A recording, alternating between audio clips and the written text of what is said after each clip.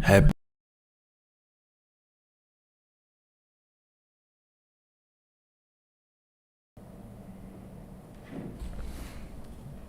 All right. Happy Wednesday, y'all. Today we are going to talk about vulnerability. And let me make sure that I'm up and running on everything. I tried to set everything up a different way. All right. So the document should already be in the YouTube. So if you want to follow along the document, you can. Of course, still can't share it to TikTok, but I'm sharing it to Instagram as well. If you have any comments, questions, please leave them in the chat. But today we're going to talk about vulnerability. We're going to talk about connecting with others, how you cannot truly connect with other people until you first learn how to connect with yourself. And there are a lot of people who struggle with this consciously and subconsciously. What do I mean by that? So when you are in a situation of true love, of true vulnerability, when you can both be still with one another, what this allows is it allows both parties to be seen. And being seen is what leads to vulnerability. But also being seen can be a little bit uncomfortable at times. It can be uncomfortable for somebody to see you for who you truly are. And so how we see this subconsciously play out is people chase chaos. Because if I'm always chasing chaos, if I'm always performing for somebody, if I'm always looking for something that I cannot have, if I'm always trying to bite the forbidden fruit, instead of going with that safe, homey, loving option, I'm always in this chase. I'm always performing for this person. I'm always trying to buy their validation, buy their attention. And if I'm doing this, it does not allow me to really be sane, because I don't have to sit still with this person and actually be vulnerable and open up. So if I don't have to do that, then I don't have to sit in the discomfort of vulnerability. So sometimes we do see that people are attracted or addicted to chaos. They always want to chase what they can't get. They always think the grass is greener. As soon as the honeymoon phase wears off, and they cannot just rely on their sexual tricks. They cannot just rely on their first impression anymore. When this person in front of you says, nah, I'll love you, even when you're not that impressive, even when you are not showing out, even when you're not going out your way. This can be uncomfortable for some people. And so instead of sitting in that discomfort and actually growing with vulnerability, growing in vulnerability, they'd rather jump to something different. Now, this could be a conscious thing or a subconscious thing, but most of the time this plays out subconsciously. If I have trouble even sitting with myself and understanding my deepest thoughts, my deepest fears, some of the ugly parts of myself, it'll be very difficult for me to allow someone else to see that within me. Right? If I have developed a lot of patterns because I've dealt with toxic partners, and so my focus has always been on, well, because this person's toxic, I have to act this type of way. I have to present myself as this because this is what helps me survive in these toxic environments. Once you find a healthy partner, those toxic patterns, those toxic coping mechanisms, they are not conducive to a healthy relationship. So if I'm always with these quote unquote negative partners and then I find someone who is healthy, what I'm going to be is I'm going to be exposed. I'm going to have to look at myself and say, okay, I can't just blame everything on this other person. I did all these things with this other person. Maybe I withheld information. Maybe you did whatever you felt was right to survive. But now because you're with someone else who's healthy, who is okay with sitting in the stillness with you, who's okay with being vulnerable, now you also have to look at yourself and say, okay, what behaviors am I portraying, am I living in that are not conducive to what I want?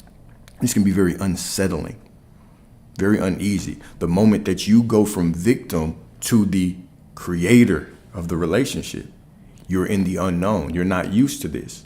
And so a lot of people revert to, okay, this is uncomfortable. This is boring. Right? If it's not chaotic, it's boring. If I don't have to perform, it's boring. So let me just step out and get something new. Because at least if I'm performing and I'm chasing somebody, I don't have to be seen. I don't have to be vulnerable. I don't have to sit in the stillness and the discomfort of showing who I really am. Right? And this is a trap. So the first way to get out of this is that we have to be comfortable with sitting with ourselves. If we can't sit with ourselves, we can't sit with somebody else. All right. So this is what we're going to be talking about. You can't truly connect with others until you face yourself. So the power of vulnerability, how being honest with ourselves allows deeper connections with others. Okay, so introduction. Vulnerability is often misunderstood as weakness, but in reality, it's a sign of strength and self-awareness. True connection with others starts with an honest relationship with ourselves. This lecture will explore how embracing personal vulnerability fosters authentic connections with others. The depth of your relationships with others will never exceed the depth of the relationship you have with yourself. The depth of your relationship with others will never exceed the depth of the relationship you have with yourself. Let's think about this from a practical and some other reasons. Why? You're the only person who is going to be in your mind 24/7. Everyone that you know, no one will ever know you the way that you know yourself. So what a shame would it be to go your entire life and the only person that knows you 100%, that is in your thoughts 24/7, that person won't even sit still with you. But you're expecting other people to sit still with you. You're expecting other people to accept you, other people to be vulnerable with you, open with you, unconditionally love you, but you can't even sit with yourself.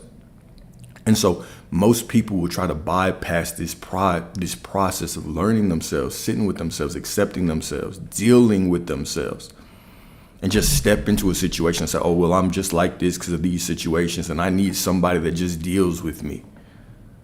But you don't even deal with yourself. You haven't accepted yourself. Okay? So, once again, the depth of your relationships with others will never exceed the depth of the relationship you have with yourself. So number one, understanding vulnerability. Vulnerability is the willingness to be open, emotionally honest, and authentic, even at the risk of discomfort or rejection.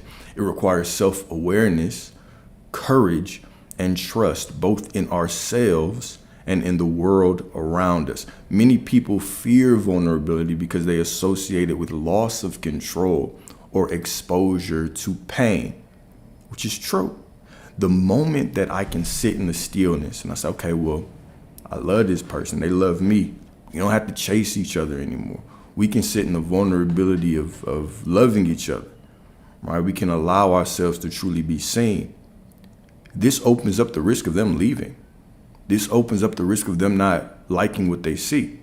And if I haven't done enough work to sit with myself and like what I see, then I'm linking my sense of self-worth to whether this person likes me or not.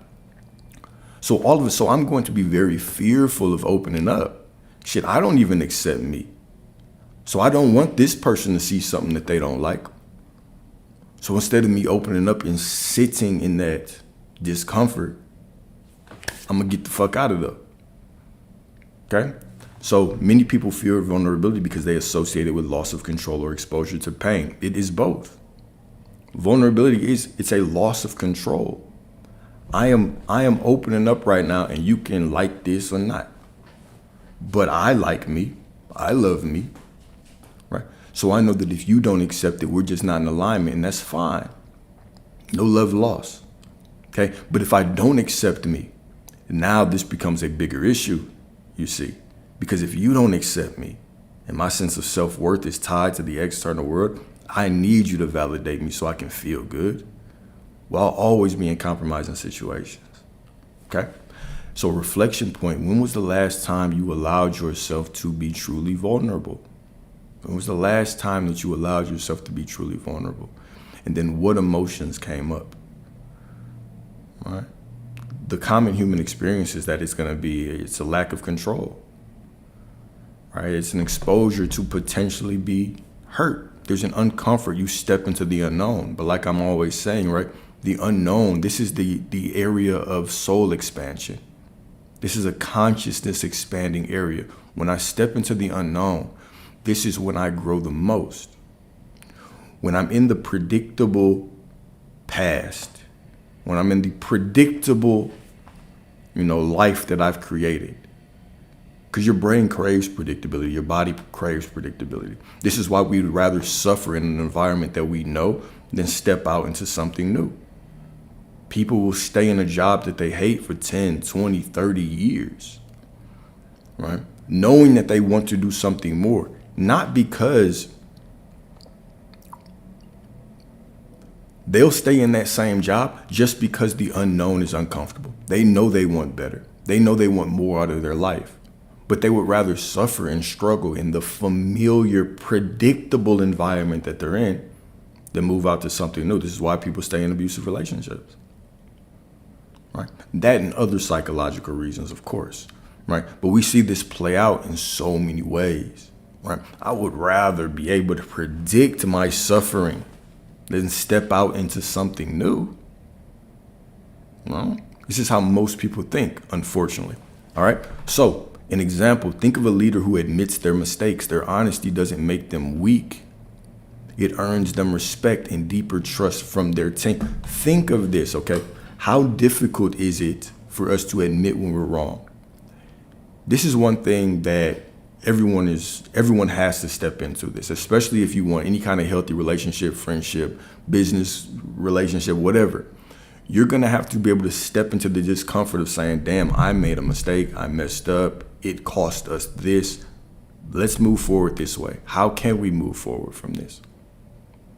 This is uncomfortable to do. When was the last time that you did this with anything? When was the last time you said, yeah, I admit that I was wrong? Okay, not gave a half-ass bullshit answer like, oh shit, well, I was going through this and that. Just look, I was wrong for doing that. I apologize. It's gonna be very uncomfortable to do. Now I want you to think about the flip side.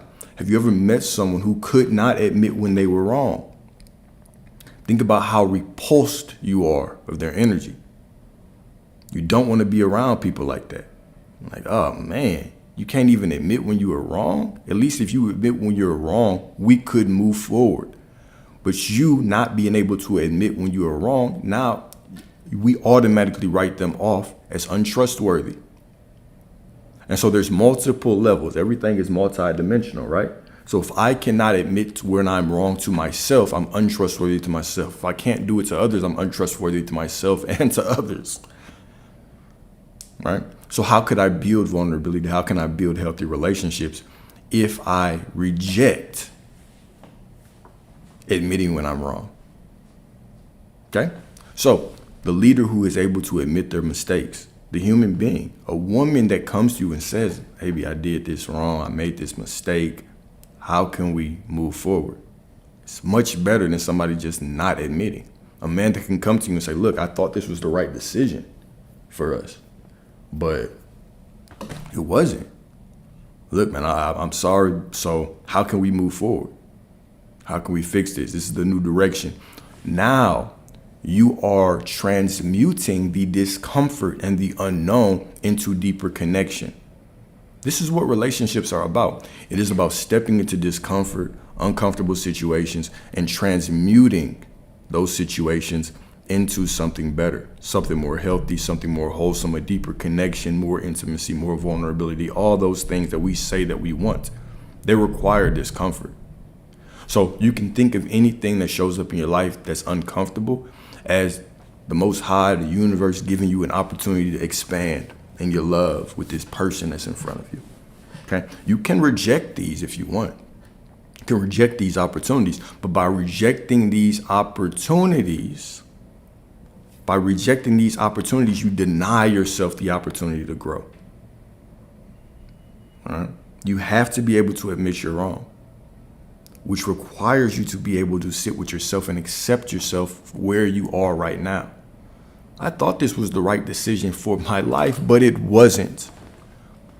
What can I do differently? I thought this was the right decision and how I was going to lead this relationship, but it wasn't. All right? What can we do now? And we'll see. Like I always say, bro, we have to be people of balance. Life is multidimensional. How this impacts the relationship from the male and the female perspective, the man and the woman perspective is this. As a man, leadership is not perfect. In our minds, men and women have this irrational version of leadership going on in their head where they think, women will say, if he leads properly, I will do these things. What does that mean? What does leading properly mean? Does that mean everything that he says you will agree with? You can't name a leader throughout history that you agree with everything that they did. If I ask you who's a good leader, you ask me, we'll name 10 different people. It's very subjective. Okay. And even I won't agree with them 100%. So one thing that we have to all agree on is, okay, if I have this version of leadership, okay, I understand right now that whether you believe this is a good version or not, that's up to you. And if you don't, we're not in alignment. So let's say that we are in alignment. I also know that there's no such thing as a perfect leader. I'm going to make mistakes. Can I admit when I'm wrong? Can I give myself grace? Can the person that I'm with give me grace? Okay. Can I give myself grace to understand that I'm growing and learning in this position and I'm making the best decision that I can with the information that I know? And then if I make mistakes, can I go back to my woman and say, baby, look, apologize. Look, man, I'm sorry. It didn't go as planned. Now we have to pivot. Can we go this way? What's up? All right, this is the way that I think we should go now. Okay? And as a woman, are you conscious enough to give your man the grace to allow him to lead and allow him to grow into the leader that you need him to be, that he needs to be for you and for himself? Here's the beautiful thing about relationships. I was talking about this yesterday. We talked about settling. And here was my perspective. Everyone says, no, hell no, I wouldn't settle. I agree, you shouldn't. But there's always a degree of settling in the beginning of any relationship. Hear your boy out. Hear your boy out, okay?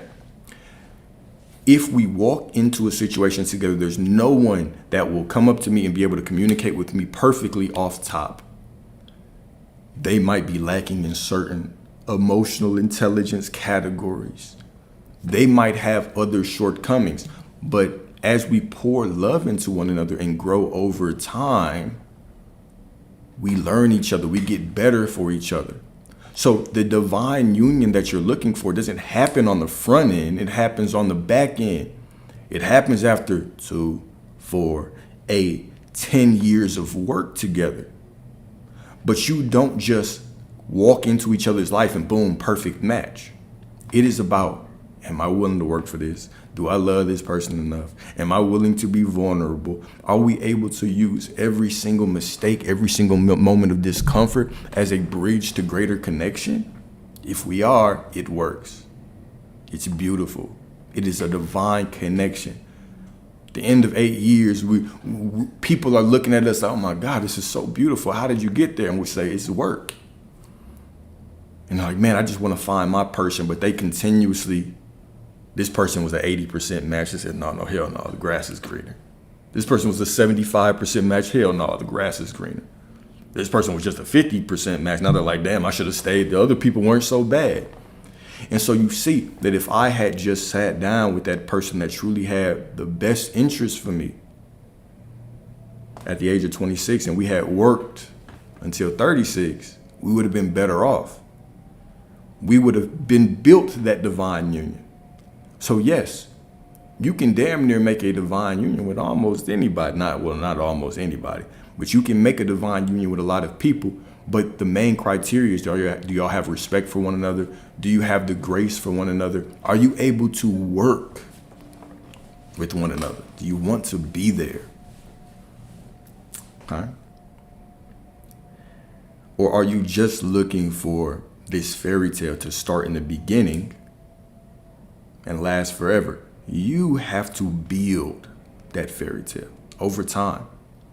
You have to. You can get that divine union. However, there has to be a degree of settling in the beginning. Has to be. Has to be. Okay. Unfortunately, the world has kind of rewired us to think like that. On one hand, they're like, okay, I'm not going to settle. I need this perfect person. On the other hand, it's like, oh, relationships should be easy. Should they? In what way? Do you think it's easy to have these disagreements with people? This person thinks that they should have done this. You think they should have did this.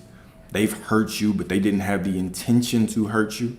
And now you're sitting in this conversation and you, in your mind, You don't know if they had the intention to hurt you, but you're bringing this up to them. And now you have to sit in that discomfort and bring that problem to them. And they know this wasn't their intention, but now they have to sit in the discomfort and allow you to get whatever off your chest. And then y'all have to constantly remember that it's me and this other person versus the problem. It's me and this other person versus the discomfort. And this is an opportunity for us to grow. And both of you have to stay conscious to that. Not once, but every single time you have a problem. Y'all think this is easy? You think this is supposed to be easy? No, it is based on your commitment. It's based on your commitment, your ability to give grace, your ability to shut off that natural part of your brain that just wants to predict everything. You walk into the situation already knowing, if I say this, he's going to say this. If I say this, she's going to say this. You have to get over yourself. Every time we step into conflict, it's a battle with ourselves. You're not going up against this other person. You're going up against yourself. All those preconceived notions you have, all the old trauma you have, all those old patterns, the old pain, the old broken relationship, all the bad choices you've made, all the people you've seen do shady things. All of that is in your mind, and you're bringing all that baggage into this situation. And now it's you and this other person who's not those other people. And y'all have to get over all that baggage y'all have together. So now, if you think about it that way, you need someone committed to you. You need to be committed to this person so y'all can go against these demons together and come out with more trust, more vulnerability, more love on the other side. If you think about the people that you're closest to, it's not the people that you didn't go through shit with. It's not the people that, oh man, they just came in my life and it was just absolutely perfect, never an argument, never a disagreement, never a discomfort. The people that you trust the most, that you love the most, y'all been through some things together and you were able to transmute those issues into connection. This is the purpose. This is the true purpose of conflict. The true purpose of conflict is to grow in love, right? Conflict will make you or break you. How you approach the conflict will make you or break you. Where's your mindset? Okay? And I'll tell you, if you're not willing to be vulnerable with yourself and accept where you are, there's no way you can be vulnerable with somebody else. Okay? So this is the beauty of self-work. The more we work on ourselves, the better we get for everybody else around us, right? Beautiful, beautiful, beautiful thing. Okay? So number 2, the relationship between self-vulnerability and external vulnerability. Okay, if we suppress our emotions and fears, we create a wall that prevents genuine connection with others. Being vulnerable with ourselves means acknowledging our fears, desires, past wounds, and insecurities without judgment. If I get to the point where I love myself truly, how could I just be judging and hating of all the situations that built me into who I am? Yes. Sometimes I'm scared of being cheated on. Yes. I've had some bad situations. Yes. I was raised a certain way. Yes, I have certain insecurities. Sure.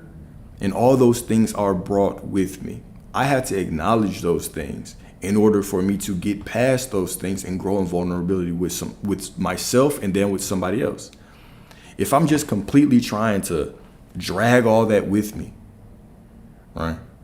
And now I'm trying to, if I don't accept it, if I can't get to the point where I can accept myself and accept those things built me to who I am, and then move forward healthily, what I'm going to do is I'm going to start projecting all that onto everybody around me, everybody I come in contact with. And so none of my situations can grow. None of the relationships that I'm in can truly grow, right? Because I'm just projecting. Okay. So when we accept our own struggles, we stop projecting them onto others or seeking external validation to cover them up. See, this is where most people, or a lot of people, are hypocritical. Is that we go through things and we expect everybody else to walk on eggshells to cope for our lack of coping. We want other people to cope for us. Man, look, I've been through this. This is why I'm this way. And the therapist said this. And it's because I had this. So I need somebody who does this. But if somebody else came to you like that, like, hey, look, I can't give you the love that you need and want because I had this past situation, but take it or leave it. I need you to be understanding. You would say, nah, I need you to work on that. I'm out. But we don't have that same mindset when it comes to us, right? So if we don't accept our own struggles, if we don't take accountability for our own struggles, then we need to receive validation from the external world to cover those things up. I need you to be a certain type of way. I need you to speak to me like this, treat me like this.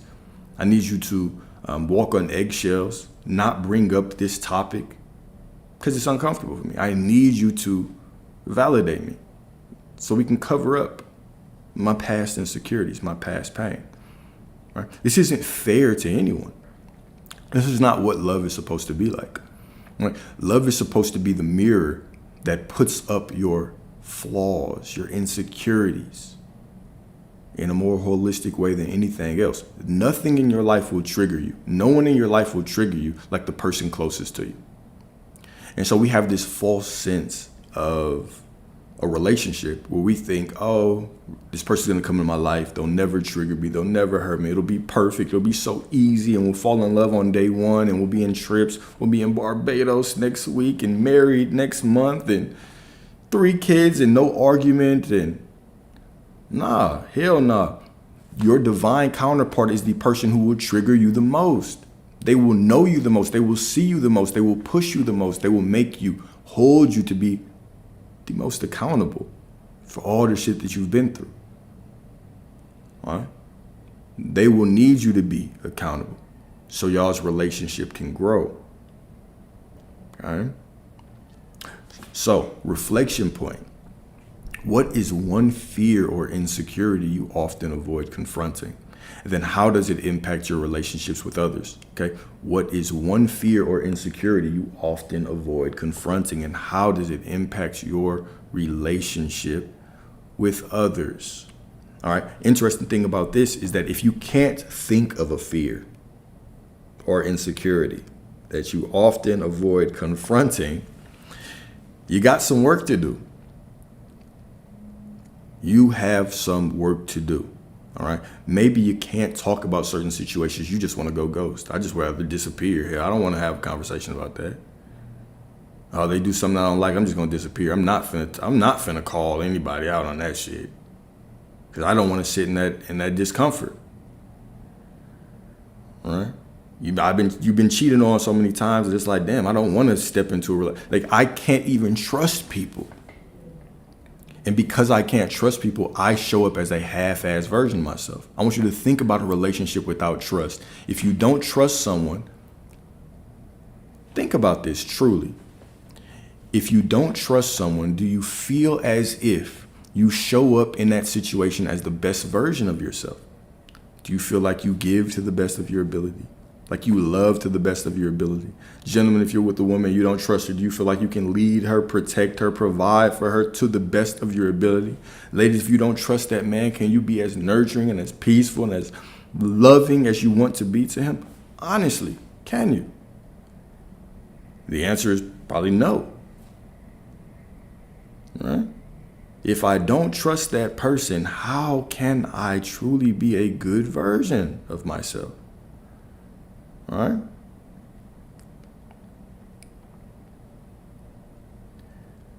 Interesting answers, man. Because the moment that we can become conscious of what we are, the moment that we can become conscious of what's going on in here, in our insecurities, the moment that we can actually shine that light on it, that's the moment that we can start to work on it. There are some things that you might never get to a point where you're completely over.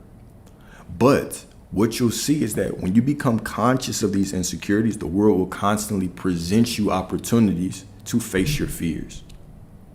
This is how the world works. This is how the grand program works. I have a fear. I have something that makes me nervous. Okay. But I also want something. And this thing is in the way. You want this healthy relationship, but this fear is in the way of you getting there. So the world presents you this fear on the way of getting there. It says, okay, I need you to face this. If you can face this, it's not that you're going to face it with no fear. It's not that you're going to get to a point where you're not fearing those things.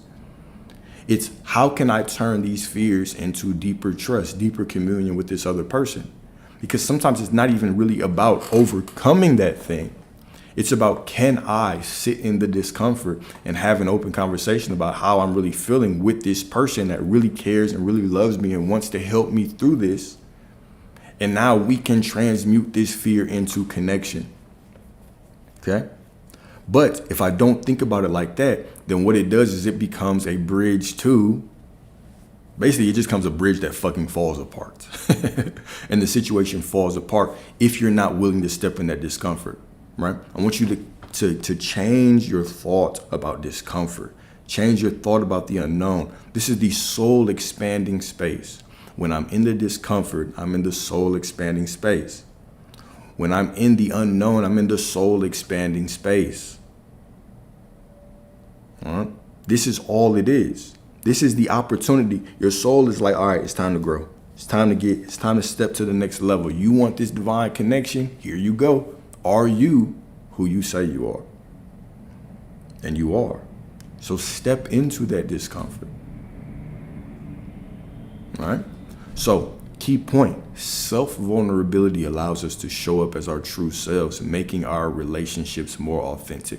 Another thing, right? Your authenticity is the magnet to the things that you want, to the relationships that you want. Okay?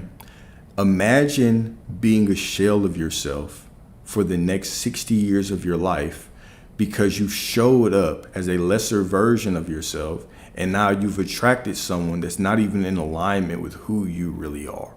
Because how you perform, how you present yourself to the world is what you are going to attract. So if you present yourself as a half-assed version of yourself, if you present yourself as someone, let me give you an extreme example. If I present myself as a man that only wants one woman, but I want 7. I want 7 big booty chocolate queens, right? If I present myself as a man who only wants one, I am going to attract a woman who wants a man who only wants one. So we can't even be in alignment because I'm not authentically showing up. Okay? I'm not authentically showing up. All right? Disagree on what? Disagree on what? Let's talk about it. All right? So if I don't show up authentically, I can't be a magnet to what I want. This is how the world tricks you. Okay? The world says, you should be a good man for a good woman. Don't be a good woman until you find a good man. This is how the world tricks you. But vibrationally, if you're showing up as a half-assed version of yourself, a guarded, shelled version of yourself, universal law says, as within, so without. So now I have to attract to you what you're missing. You have a void within you. So I have to bring a situation into your life to highlight, to put a light on that void. Okay? So this typically comes in, somebody might gaslight you, somebody might motherfucking show up as something that you want and then pull back. Okay? And there's a lesson in this. The lesson is that you can't find somebody outside of you to fill in that void. You're going to have to fill it in yourself. In the moment that I show up as this whole version of myself and I step out into the world, now I can actually attract somebody that is like me, that is full and is ready to pour in. See, what we'll see is that if I go through a situation and I get hurt, whatever happens, and I stay the same. Think about this. I stay the same. I don't learn the lesson. I start blaming the outside world. All men are like this. All women are like this.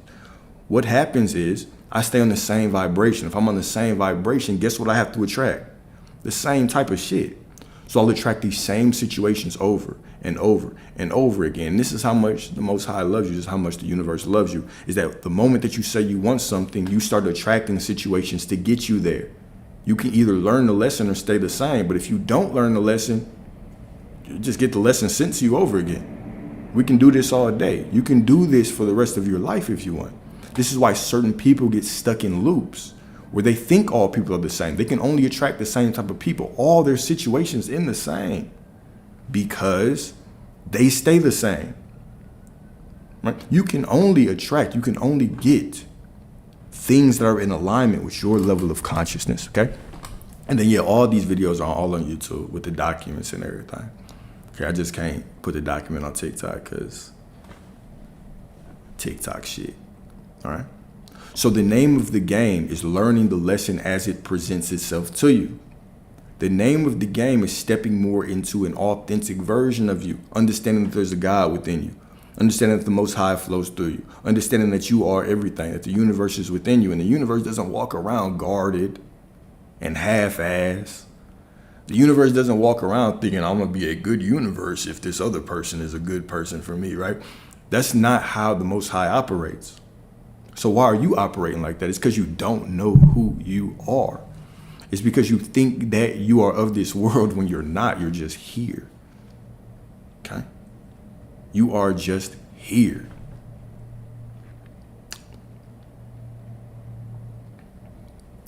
Well, it's a lesson then, right? So you think you attract what you need.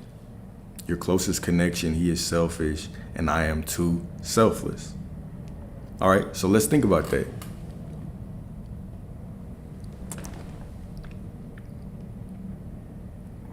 Are you too selfless at the point of self-sabotaging yourself? Too selfless already shows a polarity. Because too selfless is this kind of false sense of nobility that a lot of people have where they think, oh, I'm just going to give and give and give, and I'm such a good person. It doesn't matter how people treat me, I'm just going to give. I would challenge you and say, if you're the type of person who just gives, no matter how people treat you, does that make you a good person? Or does that just make you a person who lacks discernment? Right? I think part of being a good person is understanding who deserves your love and who doesn't, who deserves your giving and who doesn't. This is a universe of balance. So if I just walk outside and I give away everything that I have, does that make me a good person? Now I can't take care of myself. Now I feel drained. Now I feel empty. Now I'm showing up as a half-assed version of myself to other situations. Now I feel like people are taking advantage of me. I'm allowing people to strip away the divine in me. I'm giving away my power, right? So there's always a lesson in our connections. An overgiver will always attract a very selfish person. It's how the universe is going to teach you. The universe has to present you things to say, stop that shit. The universe has to present you those situations and say, no, step into your self-worth. You can be a giver. You can be selfless, right? However, you have to have boundaries. You're in this three-dimensional construct to learn. You have to have boundaries because most people will just completely take until you have nothing left. Nothing left. And so being a good person means that you have to identify these things, right? I have to fill myself up first. I have to be in a position to give. For me to give to you, I have to be in a position where I can give to you. That requires me pouring into myself. And if I feel like, oh, you're taking advantage of me, I have the right. I have the obligation to say, all right, chill out. I have the obligation to cut that off because now you're taking advantage of the God within me. And I can't let you do that because I can't disrespect myself in that way. Right? You have to put yourself first. You have to put yourself first, and everybody else benefits from you putting yourself first. If I'm just feeling good and I'm pouring into myself, right now I have all this extra energy to give. I have all these extra resources. The energy could be in whatever form. It could be in the form of love, the form of wisdom, the form of money, the form of prosperity, whatever you deem it to be. I've given all these things to myself. Now that love is overflowing, and now I become a vessel that can help others. The same way that I should step in a relationship, right? Imagine that. Think of the polarity. Think about the unbalance of any relationship that one person is an overgiver and one person is an undergiver. How can that work? One person is trying to pour out to buy validation. You believe, oh, because I do all this, this makes me a good person. And even though you don't, you might take advantage of it. If I just keep pouring into you, I can buy your love. I can buy your validation. I can buy your attention. Well, you can't. You can never buy anyone's love, validation, affection. You can't buy that shit. You cannot bribe someone into loving you the right way. So you have to love yourself first. So there's a lesson in everything, right? So you attract what you are and you attract what you need. Okay. So it's the same thing, right? If I walked around and I felt, oh man, I'm too selfless, guess what I'm going to attract? Because this is how much God loves you. It's how much the universe loves you. The universe says, you know what? I am going to send you what you need to grow so you can be a healthier version of yourself. Now, you can get the lesson or you can continue to go through the lesson.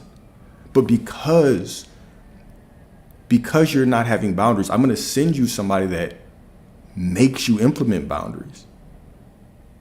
Because you're not seeing the God within yourself, I'm going to send you somebody that pushes you into seeing the God within yourself. A lot of people, they'll jump from situation to situation, thinking that their body even wants intimacy, when really your soul wants intimacy with yourself, with the Most High. Your body wants you to sit in intimacy with yourself.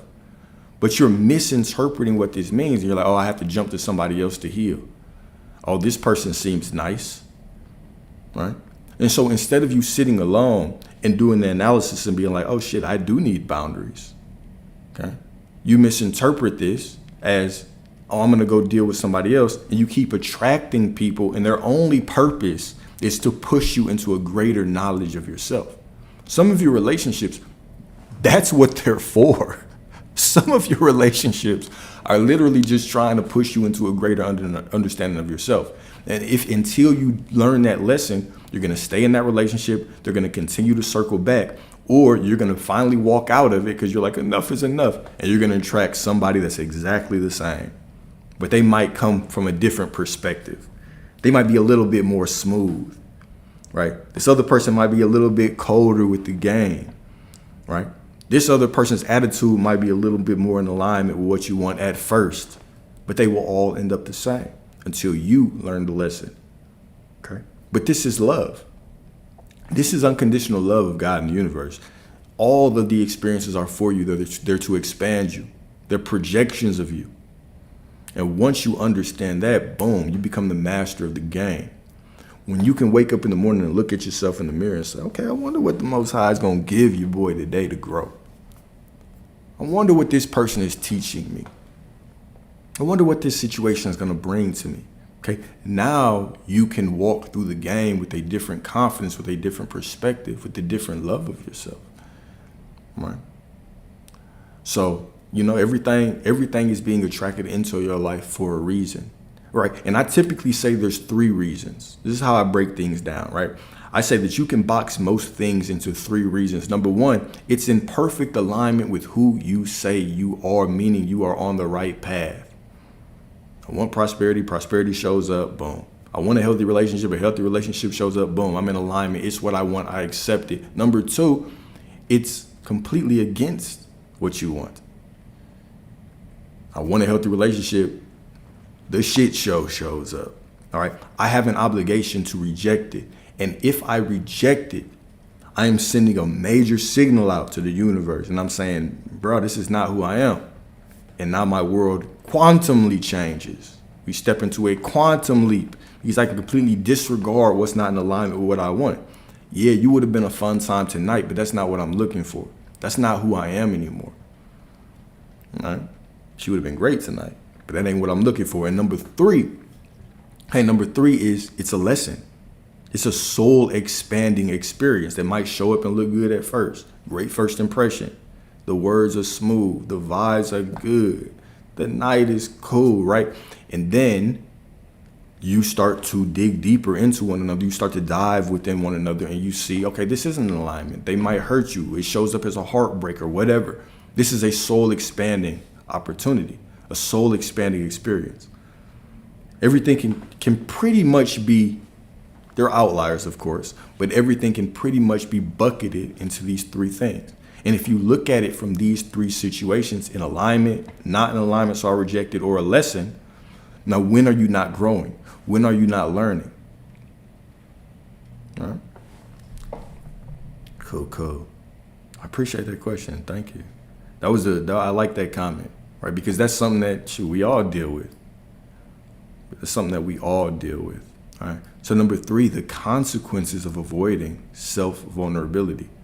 Many people numb their emotions with distractions like social media, workaholism, or superficial relationships. Okay, avoiding self-vulnerability. What does avoiding self-vulnerability lead to?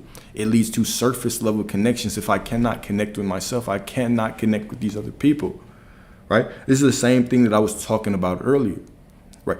A lot of people subconsciously, they love to chase. They love chasing people around, because if I'm chasing people around, I don't have to sit in the stillness of love, because in the stillness of love, you're seen. In the stillness of love, you have to be vulnerable. In the stillness of love, they might see something about the authentic you that you haven't even seen with yourself. You haven't even accepted about yourself. And if you haven't accepted it, if you don't see it, if they see it, it might cause them to leave. So it's more comfortable to run around chasing people. It's much more comfortable to do that. It's easier, right? And so this is a trap that a lot of people fall into subconsciously, not even consciously, right? There's some people that are just addicted to chaos. There's other people that are like, oh my God, I'm addicted to chaos because I can't be still. The stillness feels like boredom. I've always had to perform for love. I've always had to be chasing for love. My parents made me chase.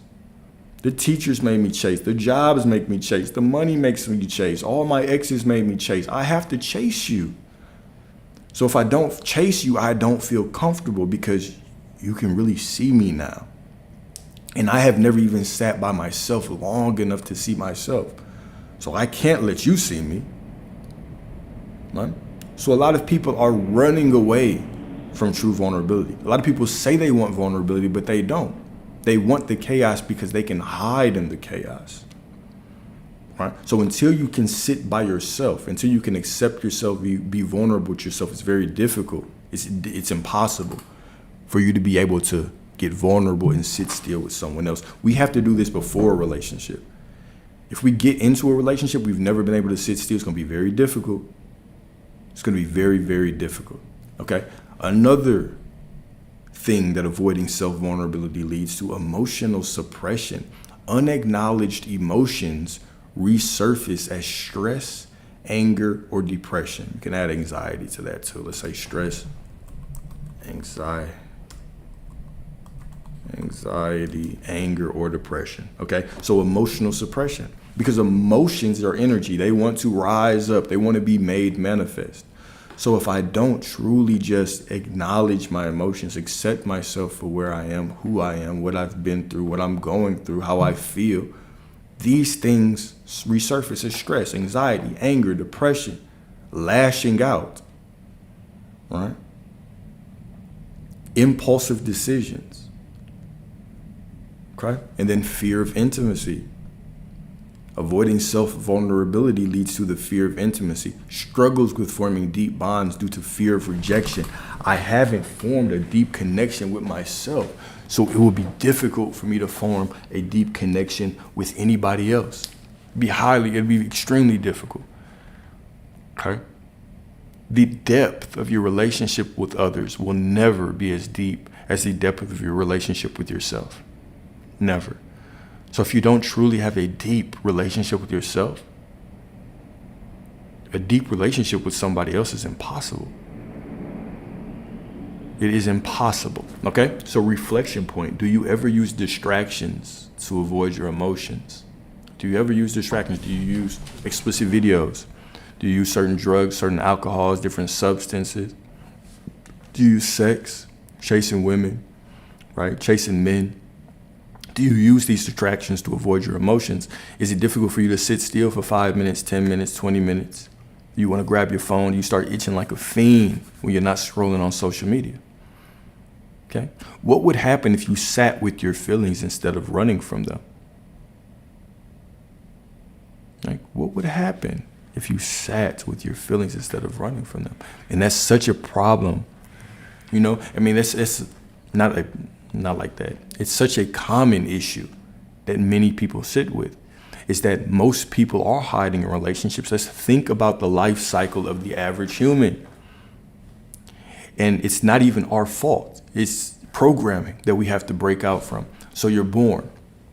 Before you even have memories, okay, so you're born here, you're going through life, and your parents start to program you. They say, this is what you should be. This is how you should think. This is how you should dress. This is what makes you a good member of society, a functional member of society, okay? And so then your sense of self-worth also gets tied to them. You need their validation. If you have a drawing that you make, you run up to your parents, hey mom, does this look good? It looks like shit. But she tells you it looks good because she knows your sense of self-worth is tied to that drawing, tied to her response. So boom, your sense of self-worth is tied to external validation. Now you go to school.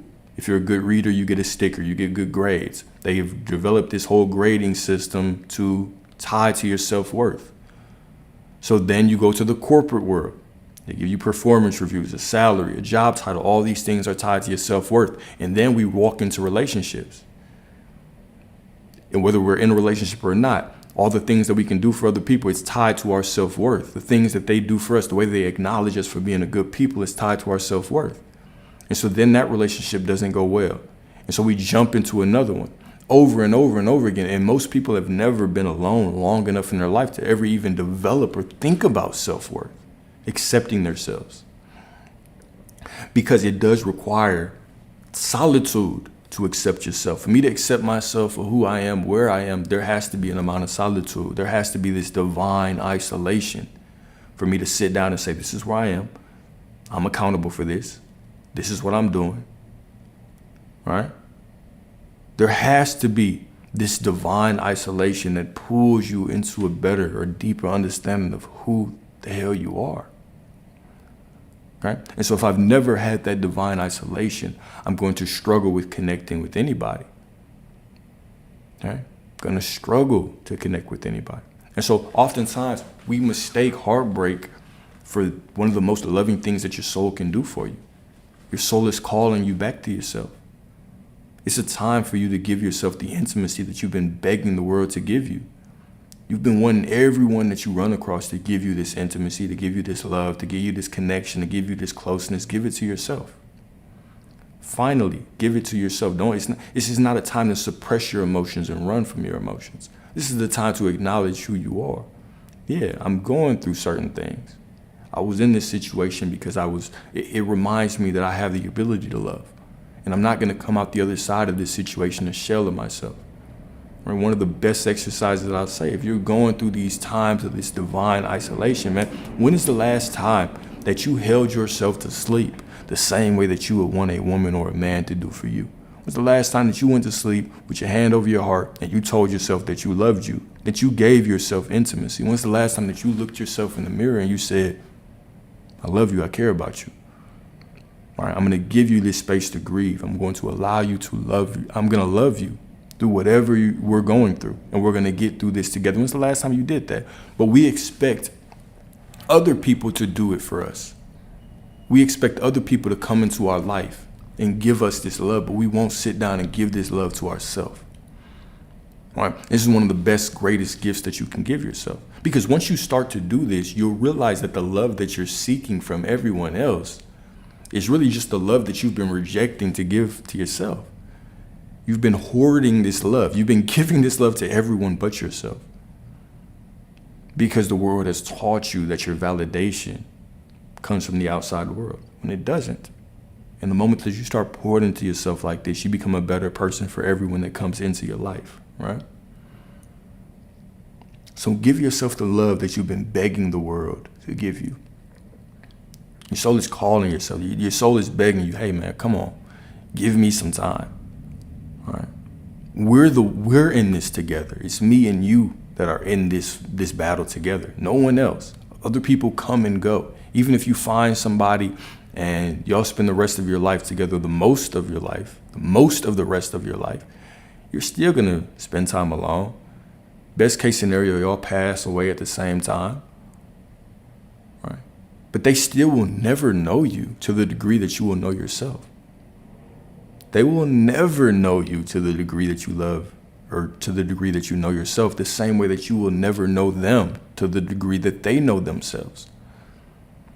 So you're relying on that person to accept you when you haven't accepted yourself fully, when you haven't been able to sit alone with yourself and give yourself the intimacy that you're begging other people to give you. Universal law comes into play again. If you can't give yourself the intimacy that you're dying to get from others, you can't receive it because you have a void within yourself, as within, so without. Right? So the greatest gift that you can give yourself, if you really want to start experiencing true love, is to look yourself in the mirror, tell yourself you love you, put your hand over your heart, tell yourself you love you. Right? Go to sleep. Put your hand on your heart when you go to sleep. Tell yourself that you love you. Tell yourself that you love yourself. Right? Hold yourself to sleep. Tell yourself that we're going to get through this together. Give yourself the opportunity to grieve. Talk yourself through your grief the same way that you would want someone to talk you through your grief. Alex, bro, I love you. We're going to get through this together. This is a tough time right now, but it's okay. The tough times have always made us stronger. If it takes a month for you to grieve, 5 months for you to grieve, I will be here with you. I promise. Right? I love you. Okay? Tell yourself that the same way that you would tell your loved one that. And see how it makes you feel. See if it doesn't open up some emotions within you. Right? If it doesn't crack your heart open a little bit more. Okay? So an example, right? A man who refuses to acknowledge his heartbreak may develop a fear of commitment, pushing people away before they can truly connect with them. So as we see, right? When we suppress our emotions, when we do not acknowledge who we are, when we do not have this self-vulnerability, that energy manifests in other ways. Fear of commitment, pushing people away before they can truly connect with them, right? Running away from love, thinking that everybody is the same, all women ain't shit, all men ain't shit, right? This is a byproduct of not acknowledging what we've been through, right? Of not sitting in and loving ourselves and taking everything that we go through as a lesson, as a key, as a stepping stone to expansion. So number 4, the strength in self-vulnerability, okay? So self-reflection, taking time to honestly assess the emotions, desires, and fears. Self-acceptance, embracing flaws and imperfections rather than hiding them. And then emotional processing, learning how to sit with difficult emotions instead of running from them. All three of these things are key. We have to be able to take time to honestly assess our emotions, our desires, and fears. We have to take time to really accept who we are and where we are in life. Okay? And then we have to give ourselves time to actually process our emotions. This comes with a lot of the time alone, right? Can you sit in the discomfort of your emotions? Or do you run from them? Are you constantly in a suppression mode? Do you find yourself, instead of dealing with your emotions and sitting and thinking about them and feeling them, do you find yourself scrolling? See, we often wonder why our ancestors had a deeper connection than us. Because they had no choice but to sit with their emotions. They had no choice but to sit with themselves. They didn't have the distraction of the TV.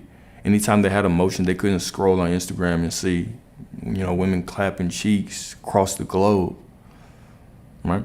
They didn't have all these people flooding in their DMs. They didn't have the constant distractions of TV and all these things, right?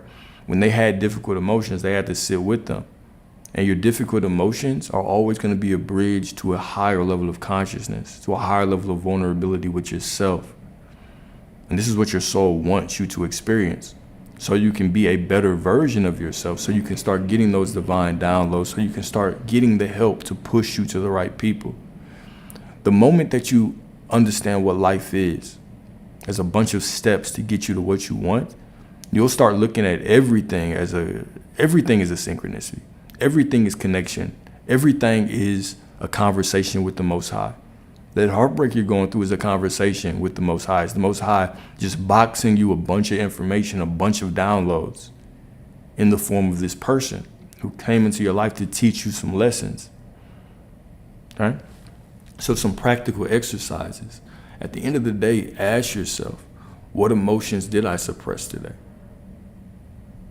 One of the other really good questions that I have, or that I use, is, what do I have to believe to feel the way that I feel right now? Right? Whatever I'm feeling, What do I have to believe is true about this situation for me to feel this way? What do I really have to believe? Okay. And so now I can shine this light on that belief. And when I shine the light on that belief, now I can actually work to get through it. I can work to start transmuting it, right? Next one, what am I afraid to admit to myself? What am I running from? Am I scared to admit that I've been lazy, that I've been guarded, that I'm not that good at expressing my emotions? What am I afraid to admit to myself? What, when I try to face it in the form of my past relationships, when I really try to do that self-reflection, what makes me uncomfortable? What makes me want to grab my phone? What makes me want to grab that bottle and drown my thoughts? What makes me want to get out the crib? Right? That is where the expansion is. And then the next, how can I be more honest with myself tomorrow? So how can I step into a better version of myself the next day?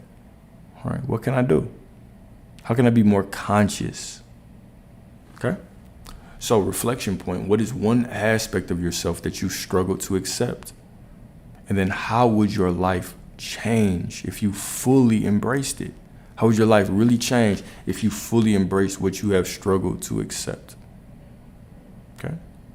So how self-vulnerability improves relationships. First point, okay? When we are honest with ourselves, we develop empathy and understanding for others. The moment that we develop empathy and understanding for ourselves, it opens up our empathy and understanding for other people. It allows us to express our needs and boundaries without fear. It allows us to support others without feeling drained or resentful. And it allows us to attract deeper, more meaningful connections. It all starts with self. Okay? So another reflection point, have you ever struggled to communicate your true feelings in a relationship? Have you ever done this? We all have, right? And what held you back? What held you back? Was it fear of rejection? Fear of losing out on that person? Fear that they might step out? Fear that they might see you as weak? All these things stem from what? A lack of self-acceptance. All these things they stem from fear. Okay? And then how do you get past the fear of being honest with yourself? It is something that you have to overcome moment by moment, day by day. So think of anything, when it comes to overcoming yourself, think of it as a muscle. The same way that we have to develop discipline as a muscle. The same way that if you've never worked out, if you go to the gym the first time and you try to start lifting weights, you're going to be sore. It's going to hurt. But over time, you'll get stronger and you'll get better at it. This is the same way with being honest with yourself, right? The first time that you decide, damn, I messed up because maybe I didn't have sexual discipline and I lost something good. The first time that I admit that to myself truly, and I say, okay, I need to work on my self-discipline. I need to work on that. It's going to be a difficult conversation. It's going to hurt. It's probably going to bring up some emotions. You're going to feel it in your body. It's going to feel like heat in your body, very uncomfortable heat. But as you work through this, because you've shined this light on it and you've worked through it, now you become better. And now your next relationship becomes a little bit more deeper. But then there's another insecurity that's highlighted. Okay, lack of emotional intelligence. Sure, you could be like, because I think a lot of us go through this progression where we're like, okay, well, I didn't even cheat. I did everything right. I didn't cheat. Not really understanding that there's other things that you can do to damage a relationship as well. So then we step into that next level of self-accountability, of acceptance, and we start to work on other things. Figure out, okay, how do I communicate better? How do I identify with my emotions better? How do I regulate my reactions to my emotions better? Because if I had regulated them better, maybe I wouldn't have lost this last situation, or maybe it would have been better. Okay, or do I run from certain situations? Maybe I need to stop just ghosting people and be able to explain what's going on. Okay, so once I start doing these things over and over again, the benefit is in the change that you start seeing in your life. This is what actually makes it easier, is that every time you do this, you know that you're getting better. And as a byproduct, your life gets better. Your life gets better because you're doing these things. And so that is a little bit of added motivation for you to continue going. All right. And then when you do this with your partner, right? Because when you overcome yourself, you realize, oh shit, my life starts to get better. When you overcome this discomfort with your partner, and y'all can start stepping into conversations with this honesty, right? Look, you did this to hurt me.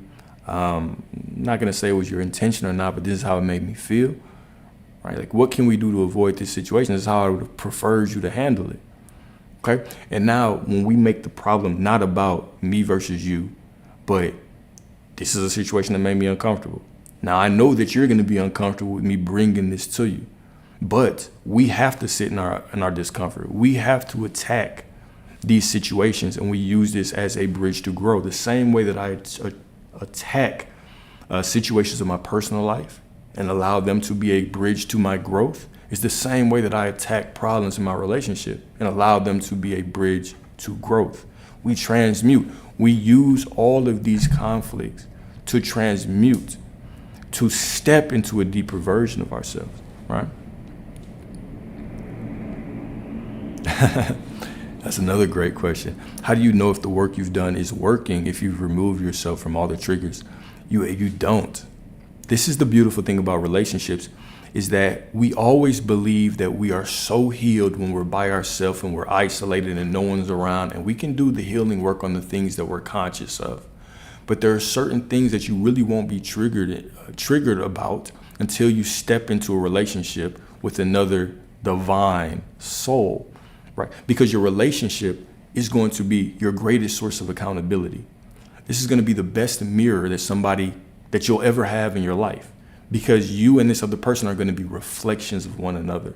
So they're going to hold up the imagery to you and say, yeah, you've been doing all this work, but you're still falling short here.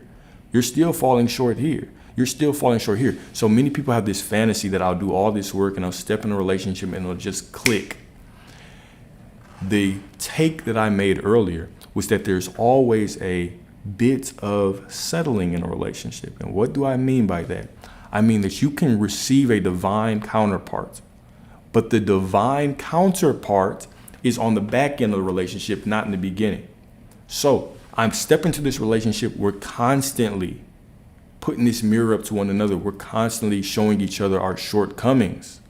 And as we're showing each other shortcomings and we're working and we're growing and we're understanding how to handle conflict better together, every single situation is an opportunity for us to grow together. Now, 5 years later, 10 years later, we have created that divine union, and people are looking like, damn, how did y'all get here? Like, nigga, it was hard work. Shit, it was hard work to get here, right? So you never truly know. We always feel extremely healed until we step into the relationship with that right one. Because this is one of the goals of the relationship, is to grow. This is one of the purposes of divine union of relationships, is soul expansion. Soul expansion. Yeah. And it's a beautiful thing, right? That mirror is a beautiful thing. So you don't really know. You can do all the work you want, and you can avoid a life of triggering by being alone. But most of us will get to the point where we will want some kind of divine union. Well, let's say a lot of us, let's not say most, right? We'll want that divine union, so we'll have to step into that, okay?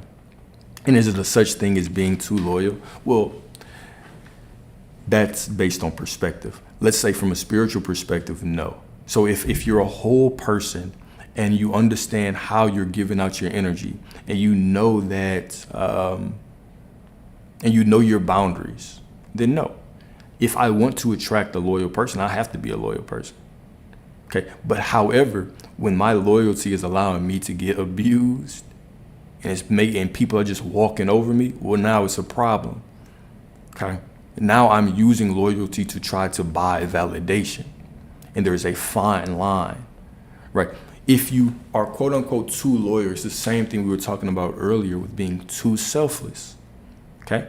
If I believe that I'm too selfless, the universe has to give me opportunities for me to strengthen my boundaries. The universe says, okay, you have lessons that you need to learn. Let me send you situations that push you into a better version of yourself, right? If you believe you are too loyal, the universe says, okay, let's send you some situations to push you into a better version of yourself. That better version of yourself could just have some boundaries. Understand when you should be stepping into a situation and acting like this is your husband and when you should not, right? So You never want to just be disloyal for the hell of it, right? Because you still attract what you are, right? But you also want to have the boundaries to understand where you should invest your energy and where you should not. What do I do if I'm doing the work, but I'm in a unequally yoked marriage, so he refuses to do the work? Ooh-wee. Once we get into the realm of marriage, that is when I get very, very cautious. So let's think about the wise thing to say here. All right, because the wise thing is sometimes not saying shit. All right.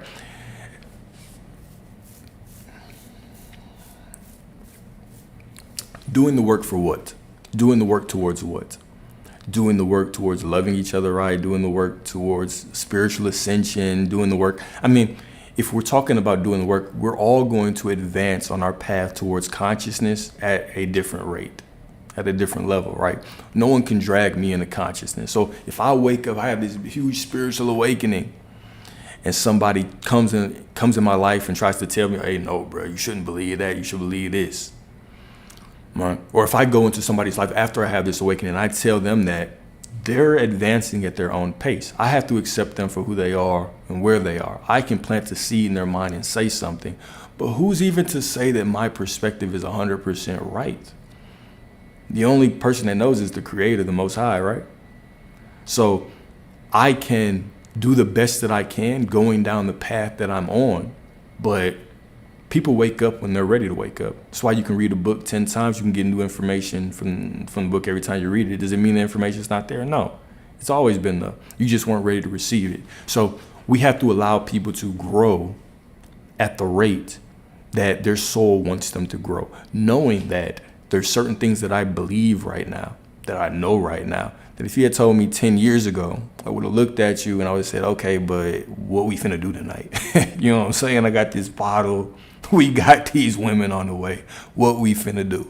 You want to talk about that, or you want to go out? All right. So you can plant seeds, but when those seeds sprout, if they sprout, it's completely up to that person. All right. So that's what I'll say. That's what I'll say on that. Okay. So the example, a person who has processed their past wounds can hold space for someone else's struggles without trying to fix or dismiss them. This is actually a perfect example, right? So a person who has processed their past wounds can hold space for someone else's struggles without trying to fix or dismiss them. The more that I accept myself and the more that I accept my story and I see, damn, I bumped my head with all these women before, and all of these situations were trying to wake me up, but I didn't wake up until I was ready to wake up. That gives me much more empathy to take on people where they are and say, all right, I can hold space for your struggles. I understand that you're going through this because it's part of your soul's progression. You didn't really ask me specifically for advice, so I can hear you out and listen to it, and I can talk you through it, and I can, help guide you to where you want to be. Now, if you ask me for advice, I'll give you advice, but I'll also not give you that advice in an authoritarian way, right? A lot of people will give advice and they will get so frustrated and say, well, I'm trying to lead them right and they won't listen to me, and I just want to help them. I just want to love them. Do you get more validation from them following you? Or do you just get more validation from somebody trusted you enough to allow you to be a listening ear? Because most of the time, people already know what they're going to do.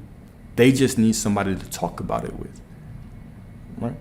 And so sometimes by giving unwarranted, unsolicited advice, you're just breaking down trust with this other person. And then you're frustrating yourself, you're breaking yourself down. Right, then why won't they listen to me? You're stressing yourself out when you don't know what kind of karmic lessons they have to learn. You don't know what they have to go through. You don't know what their soul needs to teach them. So even if, let's say someone's going through a bad relationship, you tell them to leave and you drag them out of that relationship, they could just attract the same type of person because they haven't even learned the lesson yet. So yeah, it can hurt To see people that we love going through situations that we don't necessarily agree with, that we don't see as, you shouldn't be there. I don't believe you should be there, right? But that's really not up to us. And do we truly think we know what's best for other people? Do you truly believe that you know what's best for them over their soul, over the Most High, right? So if we believe that everything is purposeful and everything is intentional and things happen in our life for a reason, and they're either for a lesson, so we can reject it, or it's an alignment, right?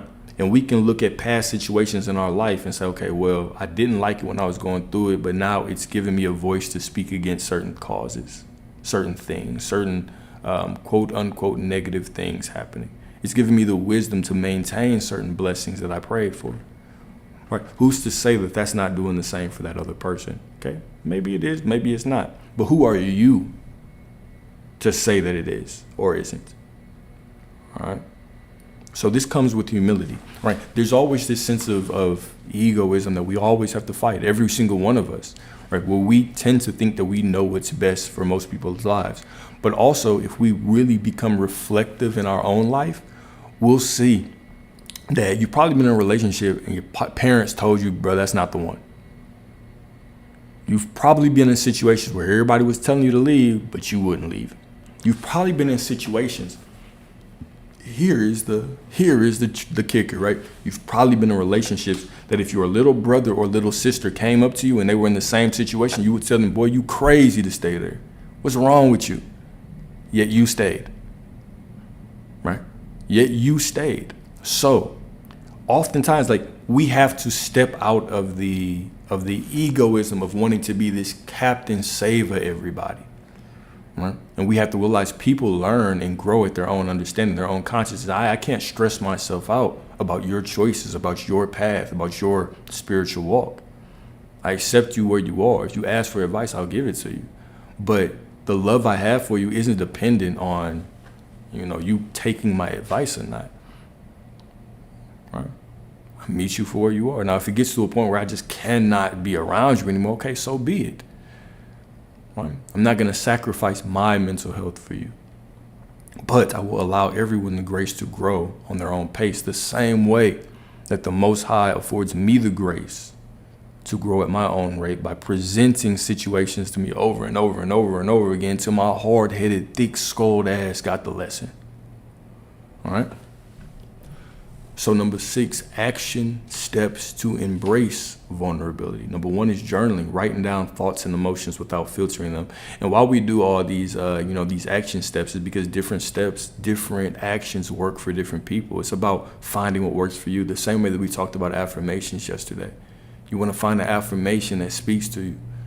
I could give you an affirmation, but you want to do an affirmation that you feel, that feels good, that makes you feel something. It also sounds like something that you would say to yourself. Because the same way that you speak to yourself, you don't want to go to your ancestors and your spirit guides and the Most High and speak in this way that does not feel familiar to you. And you want to do it in a comfortable way. I want to speak to myself the same way that I would speak to anybody, the same way that I would speak to my mother, my father, my brother, my sister, my whoever, right? And so that's why you want to have affirmations that speak to you. But you also want to have techniques and grounding practices in your life that feel good to you, right? There's certain things that you're going to resonate more with. It's just the humanity of us, right? So just because something works for someone else doesn't mean it's going to work for you. You find what works for you and then you stick to that, all right? So some things, journaling. So writing down thoughts and emotions without filtering them, just the brain dump. Seeing exactly where you are. This is exactly how I feel. This is exactly where I am in life. This is exactly what's going on. Now, which things do I need to work on? Mindfulness and meditation, practice being present with your emotions rather than avoiding them. Can you sit still in the discomfort of your triggering emotions? When everything in your brain is telling you to get up and do something to avoid this feeling, could you sit in it? Therapy or coaching. Okay, seeking guidance from someone who can help navigate deep emotions. Whether it's a coach, whether it's a therapist, whether it's a mentor, whether it's a father, a mother, right? Seeking guidance for someone who can help navigate these deep emotions. Sometimes it's difficult to do alone. Okay, speaking your truth, getting used to speaking your truth. Start small by expressing honest thoughts and feelings in safe spaces. Maybe it's just speaking your truth to yourself in your mirror, getting comfortable saying it out loud, and then moving into getting conversations with friends, conversations with loved ones. Then you finally start speaking your truth at work. Don't speak your truth too much at work because you still got to pay your bills, right? You still got to have balance. You still have to be people of balance, right? But you want to start speaking your truth in your life, especially when it comes to the things that you really want. Right? If you really want that, you believe that you feel that I deserve this promotion, I deserve this raise, speak that truth. Don't hold it to yourself. Or you'll have more regret over the things that you don't speak, the authenticity that you try to suppress. You'll have much more regret over those things in the long run than anything else. Okay. And then surrounding yourself with supportive people. Build relationships with those who value authenticity. Build relationships with people who value authenticity, who value connection, vulnerability, who are willing to call you out in the BS. Okay. Cool. I saw a good one. How long have I been on this journey? Man, a long time. At least like 2014. But seriously, like the last 4 years. My soul rejects waking up. In every life, my soul struggles to wake up. It takes big events every single lifetime. And then the more I show up as myself, I lose people. That's a normal thing.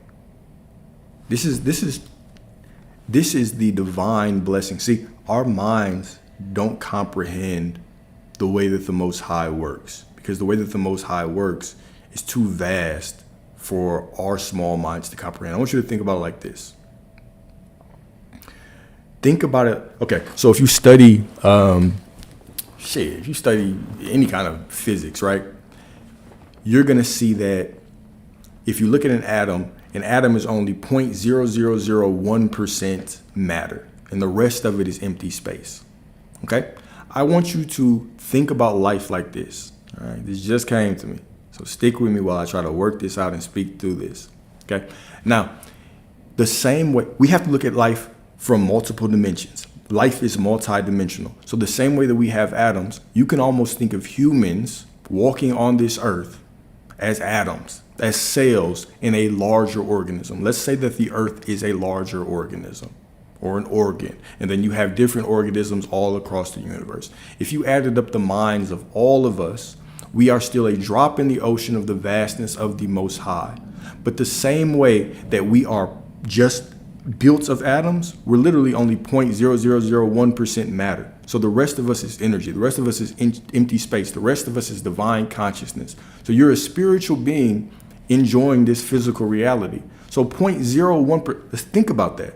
0.000001% of you is matter.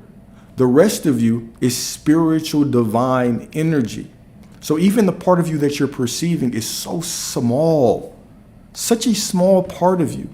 Yet we think that we perceive things in an orderly way when we don't. If we could see things on a cellular level, we would see chaos. If you looked at the human body, okay, and you broke it down on a cellular level and you started looking at it under a microscope, you would see chaos, cells killing each other. You would see viruses happening and getting killed off, cells eating each other, right? You see all this chaotic stuff going on, but then you zoom out and you look at the whole and there's order. Okay, when we get bogged down into the details of our life, we're focusing on the 0.0001%, the 0.0001% of what's really going on. So oftentimes it looks like things are falling apart.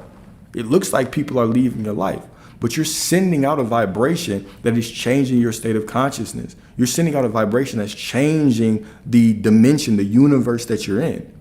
And so now it's like the universe is shaking all this shit out, because the quickest way to get you to what you want is to completely break down the life that you're in. So we see this as this breaking down aspect, but it's really a building up. It's just happening simultaneously. And our brains tend to perceive the part that we can see. So literally when you look in the world, whatever's happening in your life, you're only seeing 0.0001% of things, right? That's all you're seeing. So even when we look out into our physical reality, the humans that we see moving, this is only 0.0001% of what is happening. Everything else is happening in the spiritual realm, right? All these things are happening in the spiritual realm, and a lot of things are breaking down so other things can take its place. I want you to think of your life and think of the things that you're carrying around, your friendships, experiences, your material possessions. This is all baggage. And sometimes to get more placed in your bag, you got to drop some shit. Sometimes there's people that are holding you back from the things that you want. Sometimes you want prosperity, and the Most High says, you know what? You can't take that woman with you. She can't be with you, brother. Right? Let me shake up your life. Sometimes, ladies, you want prosperity, and they say, you can't take that man with you. Let me shake up your life. So now you perceive this as heartbreak, but all of a sudden, 6 months later, after the heartbreak, boom, you get your break. And you think it's coincidence when it never was, unless you believe that you live in a universe of coincidences, unless you think that the Most High works on coincidences, which is completely your decision. It's completely you can do that if you want, right? But there are no coincidences. So we can only perceive what we can perceive. This is the same reason why your plans never work. If you make a plan today for the next month of your life, it will not work. Because the only thing that God sees, this is how the universe flows through you. Faith without works is dead. Okay? You have a desire in your mind. I have faith that I can get it, so I'm going to make this plan. All the plan is telling God is that you're willing to work. That's it. God doesn't care about your rinky-dink plan. You can't see what people are going to do. You can't see the people that you need to meet along the way that are going to help you. You can't see the people that you're going to help along the way. You can't see the doors that have to be closed to redirect you. So God takes your plan and he starts to put his will in it. Your faith builds the architecture for God's will to flow through. So you have faith. You make this plan. I have this desire. And God says, it's okay, but I can do better. This door closes. That person tells you no. This person leaves your life. This other person comes in your life. You think this is a coincidence, but all of a sudden you're late on something. You're late to an appointment one day, or you meet somebody at the gas station. You all exchange information, and they end up being your business partner. Or some random shit. What we think is random happens, but it was all part of your faith and you being able to walk with this faith. Okay, this is the beauty of your plan, right? So this is when we talk about detachment. I walk in authenticity. I have faith in my desires. I detach. We're not talking about detaching from the things we want. We're talking about detaching how it plays out. If everybody walks out my life today, I know that it's for a reason. If everybody turns their back on me, I know they had no choice because the Most High is trying to make me see something. They have no choice. It's not personal, it's divine. This woman cheated on me, brother. She knew she couldn't go with me to where I was going. That's her loss. That's fine. What is the lesson that I'm going to get from this and how I'm going to move forward? I didn't want that. I don't want that energy around me anyway. It's all divine. I could take it personal, but in my belief, in my life, when I take things personal, I slow down on receiving the lesson. So I prefer to not take things personal, take it all as divine, and just move forward and say, okay, cool, it's for a reason. The load is getting lighter, so I can carry something heavier, so I can receive something bigger, right? So, in conclusion, vulnerability starts from within. When we are honest with ourselves, we cultivate deeper emotional intelligence and authenticity.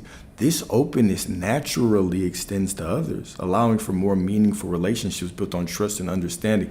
The more I work on self, the more everyone else benefits. Everyone benefits because I'm willing to pour into myself. When I'm just seeking validation from everyone, I got to be a good person, so they'll tell me yes. Most people live their lives in a state of constant validation seeking. I have to have this job so people see me this way. I have to make this type of money so people see me this way. I have to love people like this or show up for people like this and give this so people see me like this. I have to do this for other people. Most people live their entire life for other people, and they wonder why they have midlife crisis. They wonder why they get to the end of their life and they have so many regrets. Because they've lived a life of pleasing everyone else.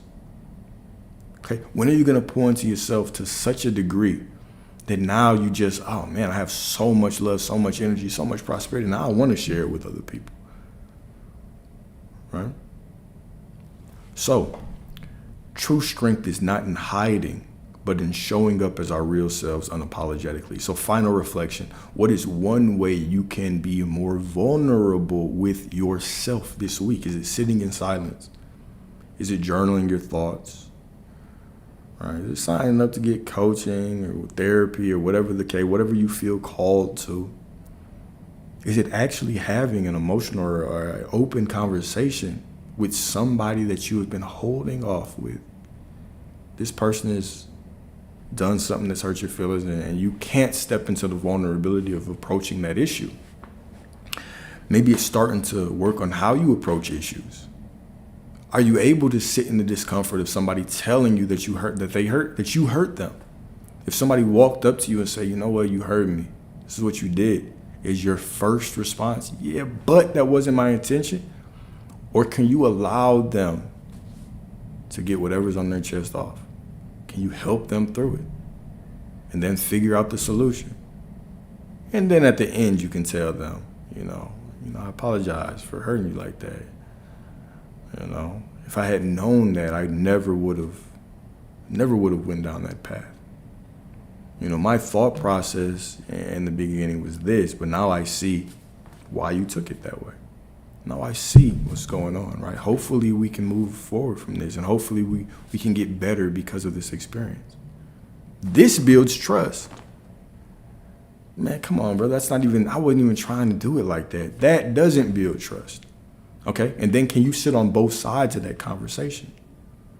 Can you give that person the benefit of the doubt and the grace and be like, okay, this person does love me. It probably wasn't their intention, but it hurt them anyway. Now, how can I walk into this situation and actually communicate with them in a way that sets me and them up on the same team? How can you do that? How can I set the stage, right?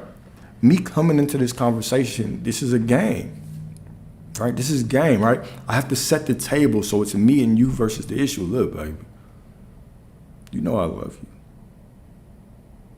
you, right? And later on tonight, I'm going to be trying to clap them cheeks. However,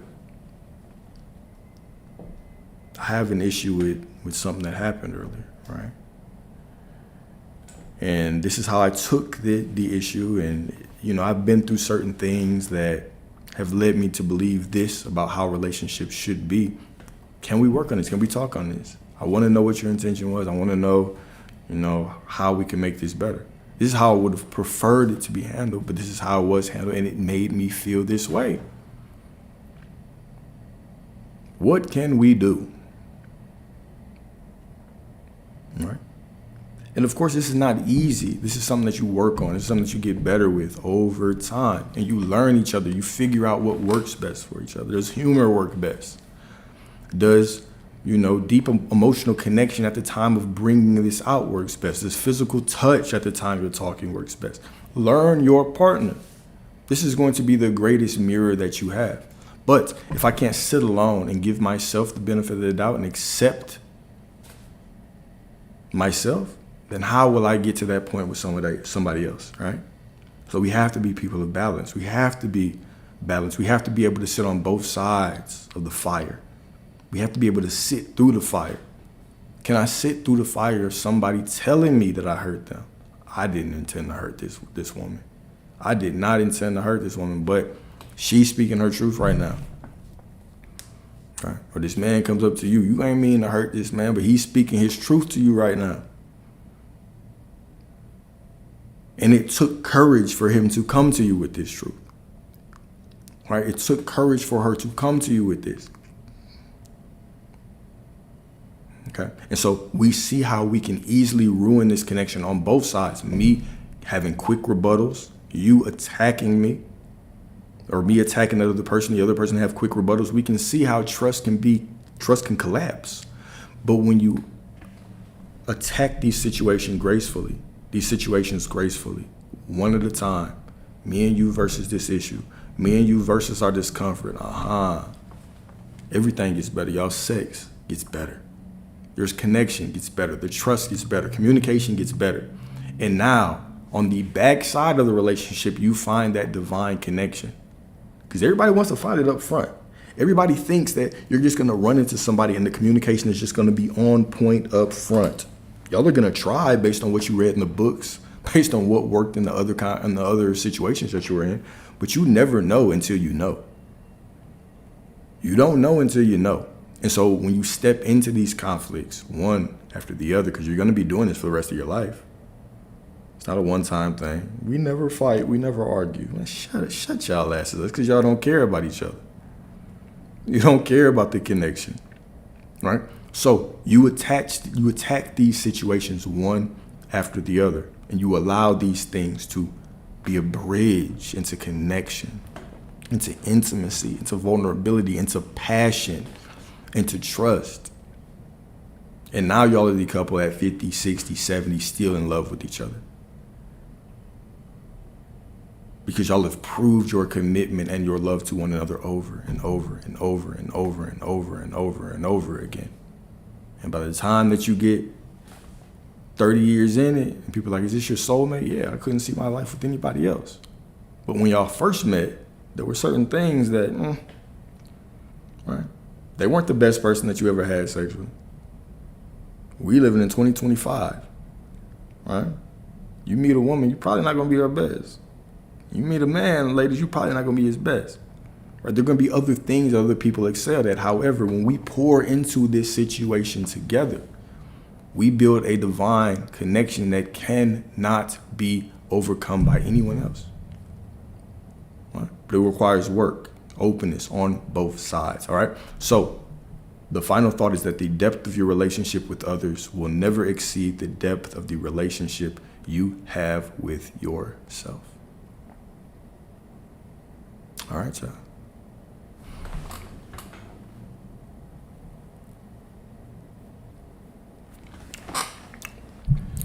Cool. And I don't believe in fighting. I get what you're saying though. I don't believe in fighting. I believe in conversations. I believe that we're gonna have disagreements. I believe that we're gonna have moments of conflict, but I believe those moments of conflict are opportunities to grow in trust and connection. All right. But yeah.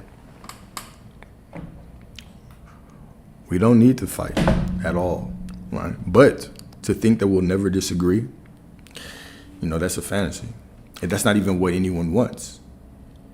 You want someone that loves you enough to call you out, to hold you accountable. You want someone that loves you enough, that cares about you enough, that your actions matter to them. Let's put this in perspective. You want someone who, if you do the wrong thing, it would hurt them. And they want to work it out with you.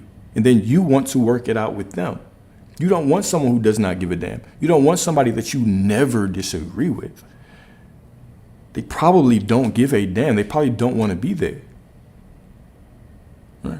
You don't want someone who is not this divine mirror that doesn't push you into a better version of yourself. You might think you want it on the surface, but you don't want that. Any of y'all can, if you guys are really honest, right? Like, hell no, I don't want somebody that just doesn't give a damn. They don't care when they hurt me. They don't care if I do something that, might rub them the wrong way. They don't want to bring it up. We can't grow from it. What is that? You might as well be alone, right? So, with that being said, if y'all have any questions, let's talk about some questions. Let's talk about anything, really. And then we'll end this with prayer as always. And allow y'all to go about your business, man. But of course, this document, it'll be on YouTube. I don't delete any of the YouTube videos. So it'll be on YouTube. If y'all want any one-on-one coaching, relationships, spirituality, consciousness, masculinity, femininity, whatever, finances, all that, you can, there's a Calendly link in the bio of all of my social medias. So you can always jump in there.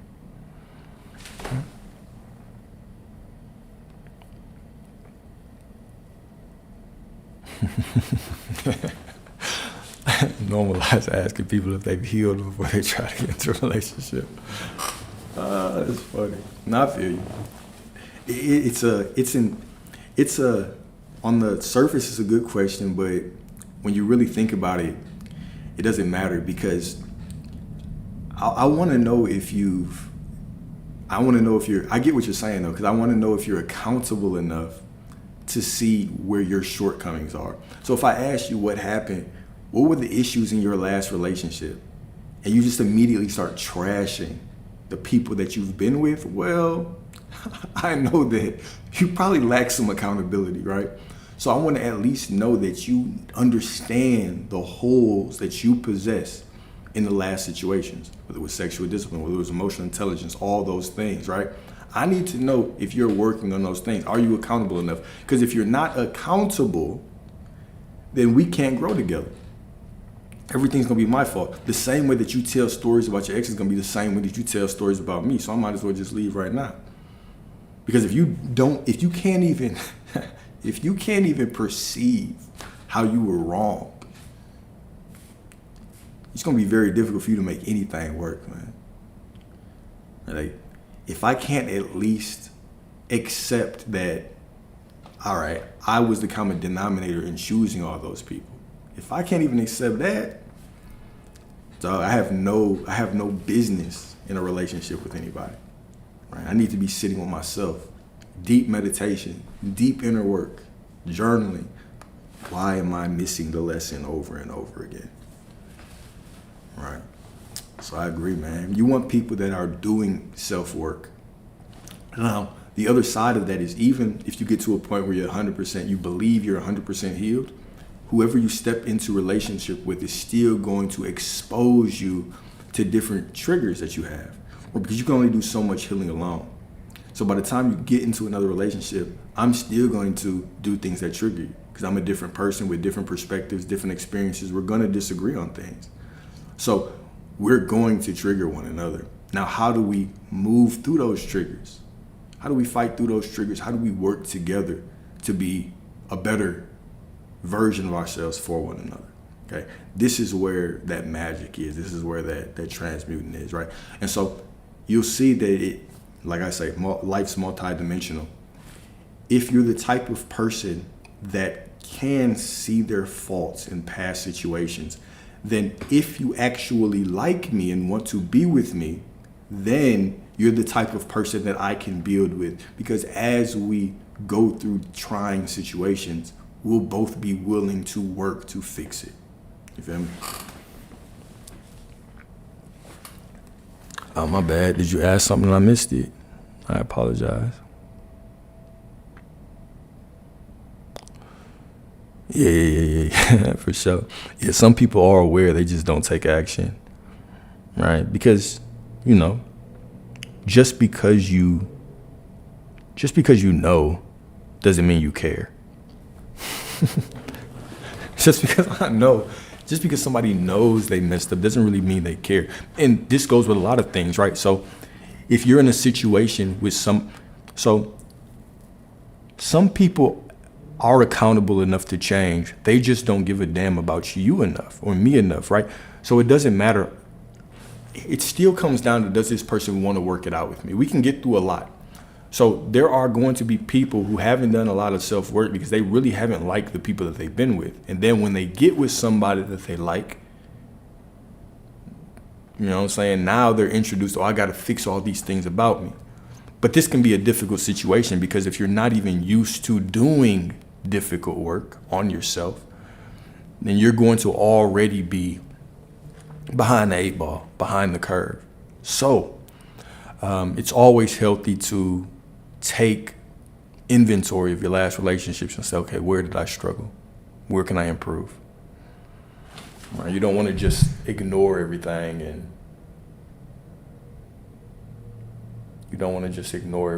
then keep going.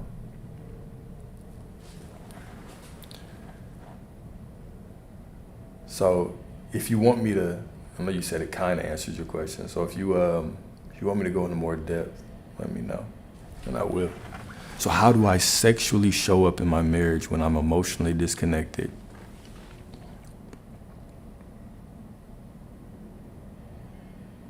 And this was the difficult conversation that we had yesterday, y'all. One second, let me fix something real quick. This was the difficult conversation that we had yesterday.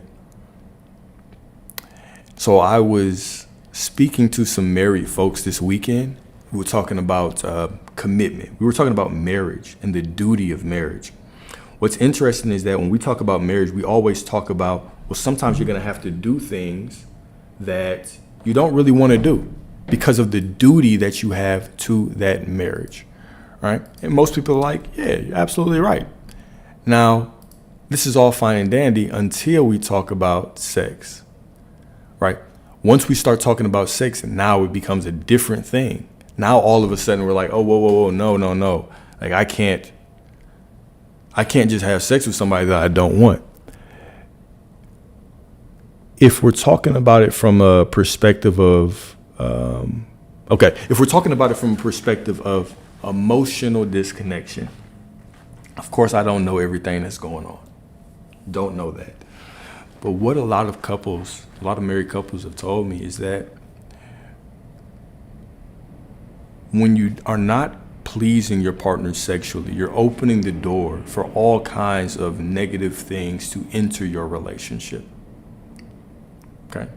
So, are you willing to open that door or not? There are going to be certain times as a man where I have to do things for my woman that I don't necessarily feel like doing in the moment. She might be turned on at some point, but I know that me pleasing her pleases me. So, by getting to the point where I can please her, starting to please her will turn me on, and I will be turned on by the time we get to it, right? But then also understanding the nature of men as a woman. So the same way that women enjoy the emotional connection to lead to the physical connection, you can almost think of men in reverse. So men require some kind of physical connection to lead them to more of an emotional connection. This is why it's much difficult for men to connect to you emotionally until they have some kind of physical intimacy, or at least until they feel a lot of respect from you. Okay? So when we think about it like that, it becomes this loop. The woman doesn't feel emotionally connected. She can't physically connect. The man doesn't feel physically connected. It's difficult for him to emotionally connect. So where does the cycle stop? How do we fix this cycle? Can we fix this cycle if it's going like that, right? So it becomes, a more difficult situation. You are in this marriage based on duty, right? And I can't wake up one day and say, you know what, I don't feel like doing certain things for my wife, so I'm just not going to do them. Right? If I only did things whenever I felt like it, right? No situation, no relationship can ever last like that. It's not natural about it, right? And so when we talk about marriage, we're talking about being with somebody for 5, 10, 15, 20, 25, 30 years. Do we think that we'll always be turned on the whole time?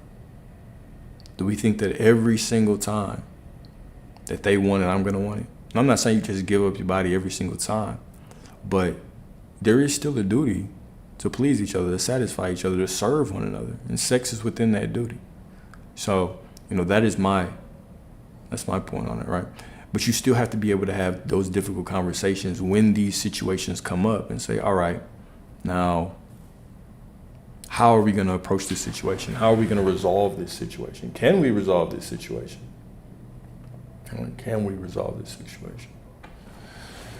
So the physical intimacy might help y'all connect emotionally, but what's going to really help y'all connect emotionally is actually having a difficult conversation with one another about your emotional intimacy and your physical intimacy. And can y'all get to a point where you can talk about this in a healthy way? These are huge triggers. We're talking about the biggest triggers for a man, right? You walking around with all this testosterone, you're not getting none from your wife. So now I'm not getting none. It's hard for me to come up to connect with you emotionally.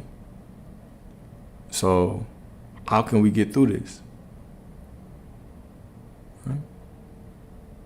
How can we get through this?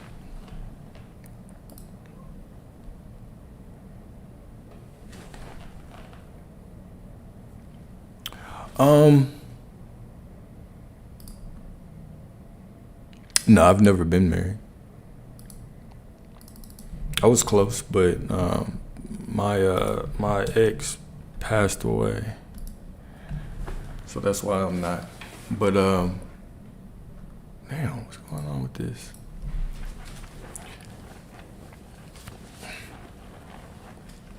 That we are making each other feel seen. Yeah. I agree. You know, it's important for us both to ensure that we are making each other feel. And yeah, I do aspire. Well, not really. Do I aspire to be married? So it took me a long time to get back into dating. It took me a very long time, right? It was difficult, but I guess I'm open now.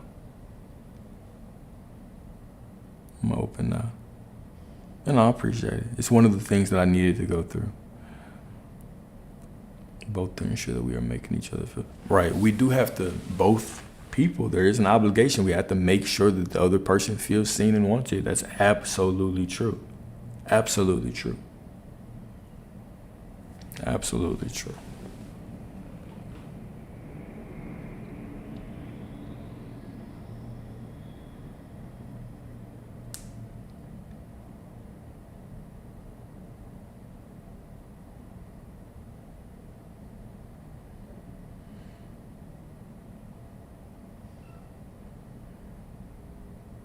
Sorry, y'all. I got a important little message right now, man.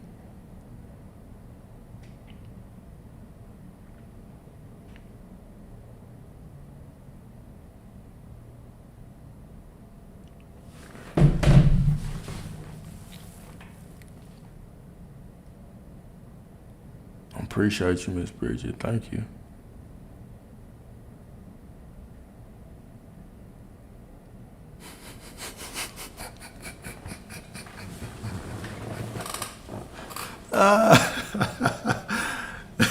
Who is she? She's a bill. That's what just happened. I just had to pay a quick bill, man. I guess I'm smiling because I'm grateful that I have the cash to pay it. Put it like that. That's funny though. Like an old high school teacher. You know, I don't really feel like I give old high school teacher vibes. I feel like I give more like, never mind. Never mind.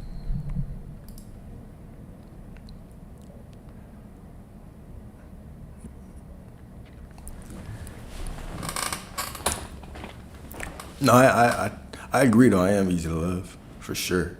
Extremely easy to love. Right. I actually have a delusional belief about my ability to be loved. Right. Now, my desire to sit down is completely different. At one point, I desired to sit down tremendously, right? Then I went through what I went through, and that desire faded because I felt like, okay, that was my chance. You know, whenever she transitioned, that was my chance. So now it's just been about this spiritual path. I've dated, recently, but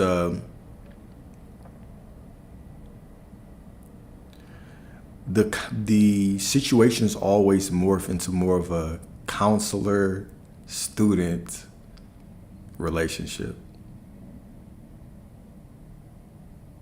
which I actually really enjoy. I really enjoy it. So I just kind of let things flow. Most of the people that have been in my life lately, especially over the last few years, they've needed me in some way. I've needed them in some way. It hasn't been in the romantic sense. It starts that way, but and it morphs.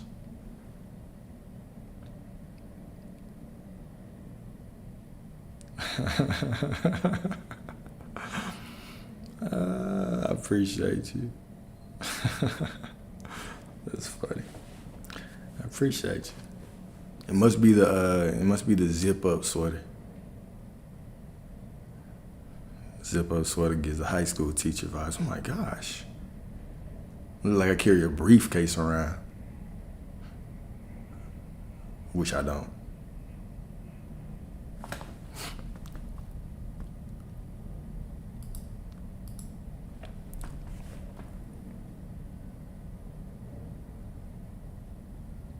No, I appreciate that. Yes, the wisdom and insight. Interestingly, this is why I believe that when we talk about people waiting until they're later to find their spouse, it's interesting because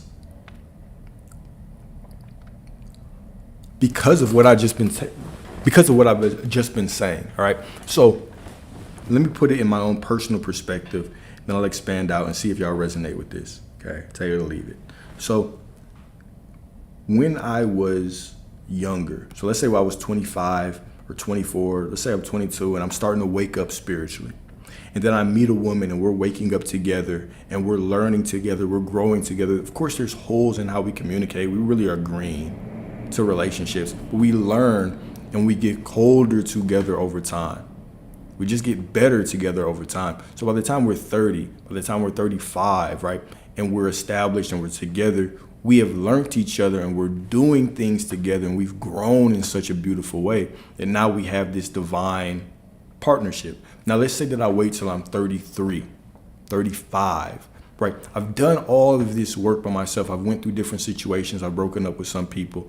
But now my level of consciousness at 35 is a completely different realm than it was at the age of 22. This is a double-edged sword because now there can be a greater gap between you and everybody else, right? Your standards can be much higher now, right? There's this, and also you could have been building up with somebody together, but now you're starting at square one. So there's always going to be this gap between who you meet. Even if they're like conscious, I'm not talking about the gap in consciousness. You can meet somebody on the same level of your consciousness, wherever. There's conscious people all over the place, right?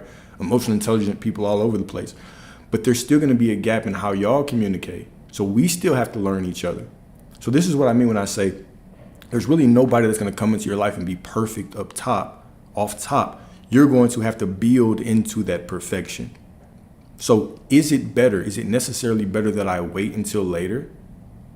Or is it better if I found the one younger and then we built and grew together through life? This is a matter of opinion, of course, and perspective. There are benefits. There's pros and cons to each. But this is one of the main things that sticks out. This is one of the main narratives that sticks out in my mind, right? But of course, since we are people of balance, we've got to look at it from multiple levels, right? I know what I want more clearly when I'm in my 30s. I'm more established. I can handle the family. I can handle the financial responsibility of these things much more gracefully as I'm older, which allows me to fall more into actually cultivating the relationship versus trying to build my life and cultivate the relationship at the same time. There's pros and cons to each one, right? I might have been through a certain phase when I was younger and gotten out of that. Or I could have had too many sexual experiences and now that has degraded. Like now my preferences are different. So now when I step into a relationship with all these sexual preferences, there's nobody that can really match up to it. Okay, so all of these things play a factor. There's pros and cons on both sides. But I truly believe that when I sit and think about the pros and cons, it is a little bit better to build from the beginning because you're always going to have to build.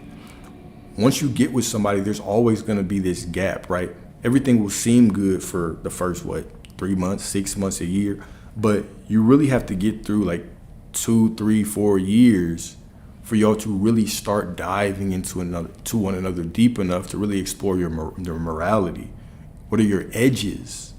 Okay, when we start pushing each other's edges and each other's boundaries, and we start realizing where we can operate within the relationship, and we start handling conflict together, right? For sure, you got to see the whole board, right? You got to see the whole board. Definitely not the high school teacher type. Is that a compliment or is that an insult? But I'm gonna take it as a compliment. I'm gonna say, "Oh, thank you, goddess. I appreciate you. I appreciate you."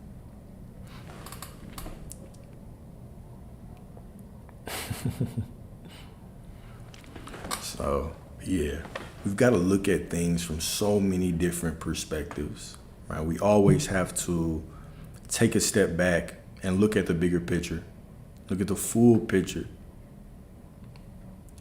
right? It just allows us to make better decisions. And what we'll also notice is that, and I'm sure y'all realize this, but the more information that you really start questioning, and if you just went through social media for a day, right? And every time you came across a video that was somebody's perspective, you started challenging their perspective mentally, and you started saying, okay, why would this make sense? What would I have to believe for this to be true? If you start doing that and you start looking at things from different perspectives, you'll realize that right and wrong, good and evil, it's such a matter of perspective, right? Even some of my beliefs about the type of women that I like is different than a lot of men that you'll see online. As you know, a lot of men are big on body count, things like that, and they want women with extremely low body counts and certain things like that. I have a more interesting opinion. I think those things are important when we talk about certain things, like her ability to be faithful and having too many preferences, stuff like that. But on the other end, I look at it and I say, okay, well, if you've explored your sexuality, you're probably a little bit more in tune with your feminine energy as well. Because when women come into a conscious, I'm not saying go crazy. I'm not saying go crazy. But there is this balance between your sexual energy and your level of consciousness that you have to explore, right? So, I like what I like, But who knows if I was just really out here and I was pressing, I need a wife, maybe my desire would be a little bit different. Who knows?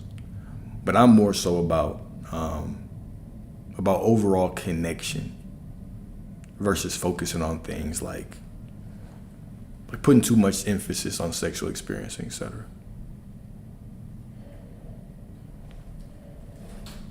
I appreciate you, Miss Kimberly. Truly appreciate you, man. Let's see, y'all got any more questions? Anything else y'all want to talk about?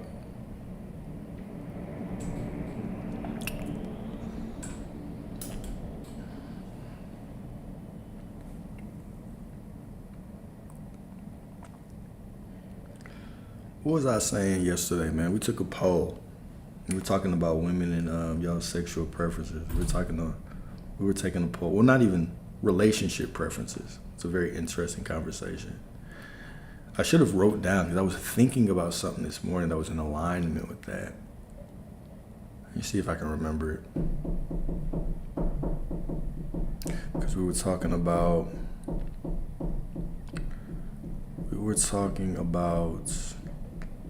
the damages of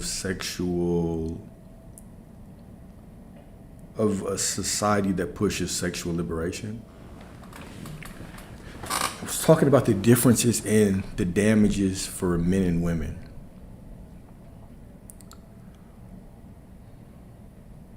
But also we got to a point where I started talking about if men found a woman that checked everything off in their list, and the only thing that they didn't check off was sexual, just like she couldn't please you sexually, right? She's just green when it comes to sex.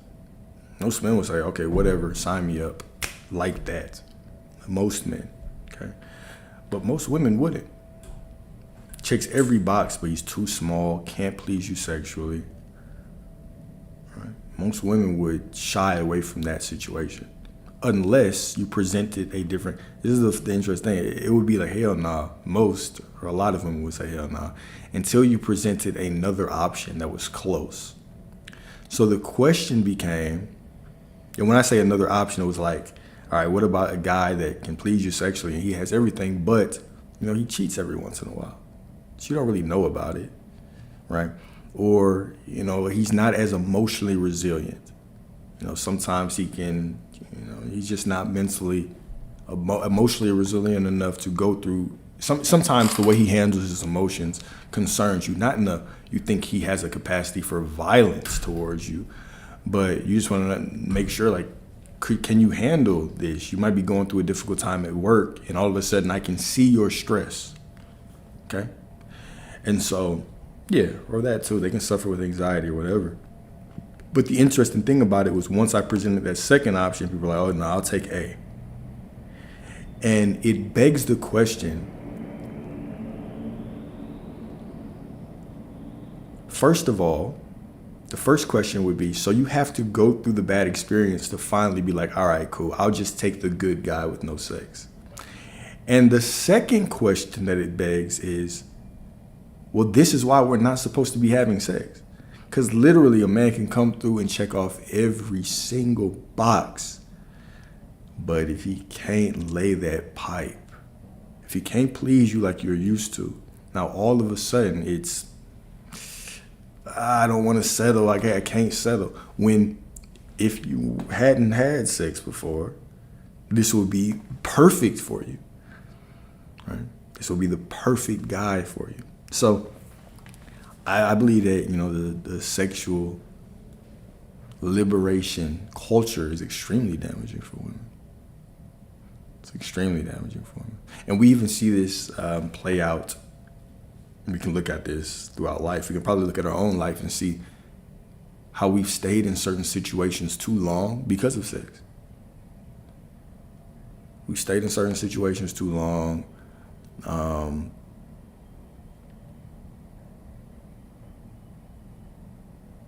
People throw away good relationships to cheat. We can call it lack of sexual discipline if we want. We can call it that. Right? That's one aspect of it. Another aspect is just not being pleased, right? Or maybe you're going through a trying time like so many people are, where it's like, okay, well, women are like, I don't have the emotional connection, so it's hard for me to connect physically, but all of a sudden this other guy comes along and so I forget about all the other things that the man does, and it causes me to walk out and go down this path that ruins something that I've built up for 5-10 years just for one night. Right? But sex is it's at the root of so many of these issues, unfortunately. Very, very unfortunate. All right. Very, very, very unfortunate. All right. Let's see if we have any men. I know it's mostly men on the Instagram. See if there's any men on the TikTok too. But gentlemen, you find a woman that checks every single box except for sexually. Would you be with her? Is that the type of woman that you would marry? And then ladies, same question. You find a man that checks every single box except for sexually. Is that the type of man that you could be with? Forever. Faithful. You think so? I think that as women, I think you overestimate the amount of men that can cheat. I think if you truly walked out into the world and you opened your eyes and really looked at every single man you come across, you would realize that most men can't cheat. Most men don't have the resources to cheat, don't have the looks to cheat, charisma to cheat. Like, cheating is a sport for a minority of men. It just so happens that minority of men is who most women gravitate towards. All right. Like, there are certain men that you'll look at and be like, oh yeah, but you won't even see. There's certain men that you'll see that you don't even put in the category of potential spouse. Like, they're invisible to you. But it's the small minority that you look at and you're like, oh shit, this is the type of guy that I would like. He looks like he'll be a hoe. He looks like he'll cheat. But this is the minority of men. Most men aren't walking around with access to just cheat.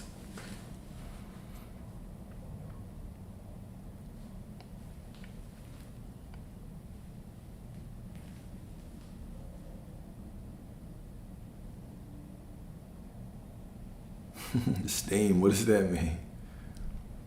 What does steam mean? Y'all bring all the slang here. I don't know what that means. It's hard for me to label anything that doesn't teach me, fuel me, or guide me. Okay. That's cool. So if he couldn't, but the question still remains. If he can't please you sexually, are you going to stay there?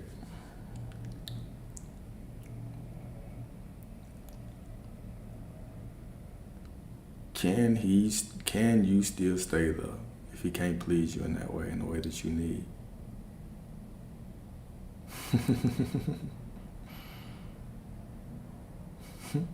Why not? Why doesn't it work long term? This is why we were not supposed to have premarital sex, first of all. This is why we're not supposed to have premarital sex. Cause you telling me this man can do everything for you?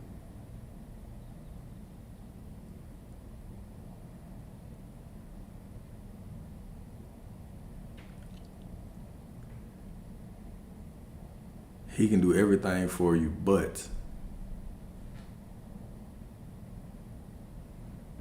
just because of sex, you say no. Y'all don't think that's a little, you don't think that's a little wild?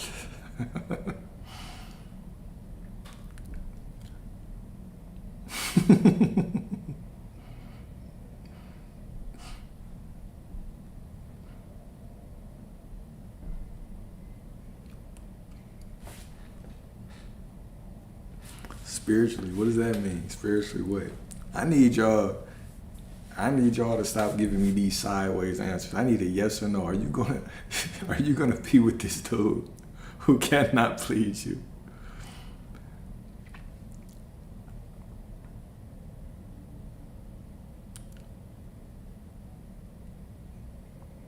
All right, thank you, Danny. We got a yes. If you both respect one another, we will let go eventually. See, we got another yes.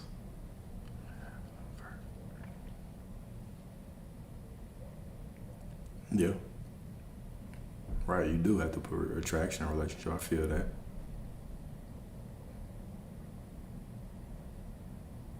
But attraction is different from sex, right?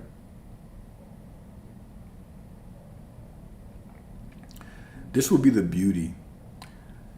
You know, we can't unsee what we've seen. So I'm not telling anybody to settle sexually. It's just an interesting question for this simple reason, right?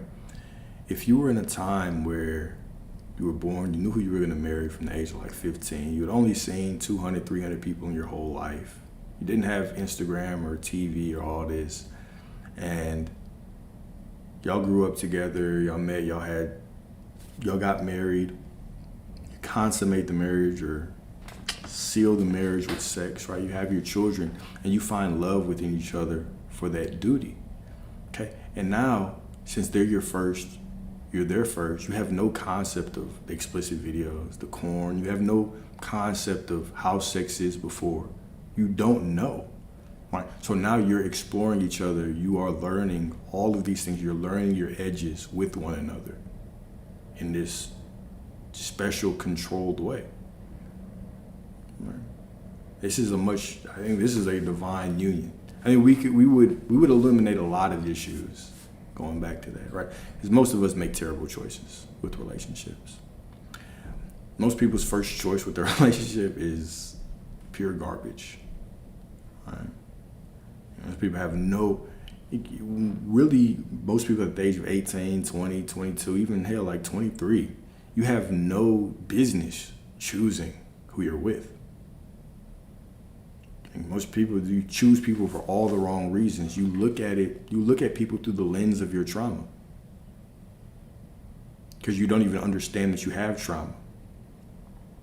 And then you go through the first person and they hurt you and it makes you a shell of yourself.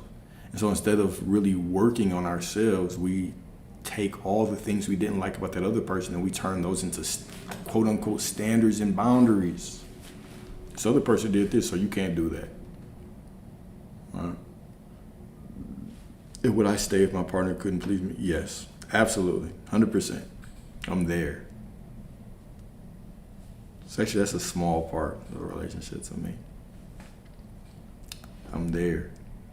Committed. Faithful. I'm there.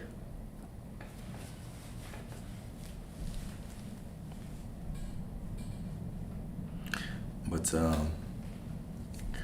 that would be nice though, to go back and erase my sexual past, to dip myself in the water of sexual purity, come out on the other side a virgin.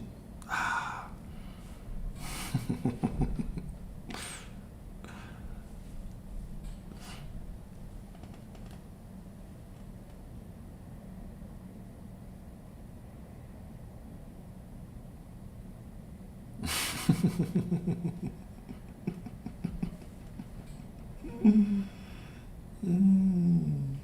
Yeah, y'all funny.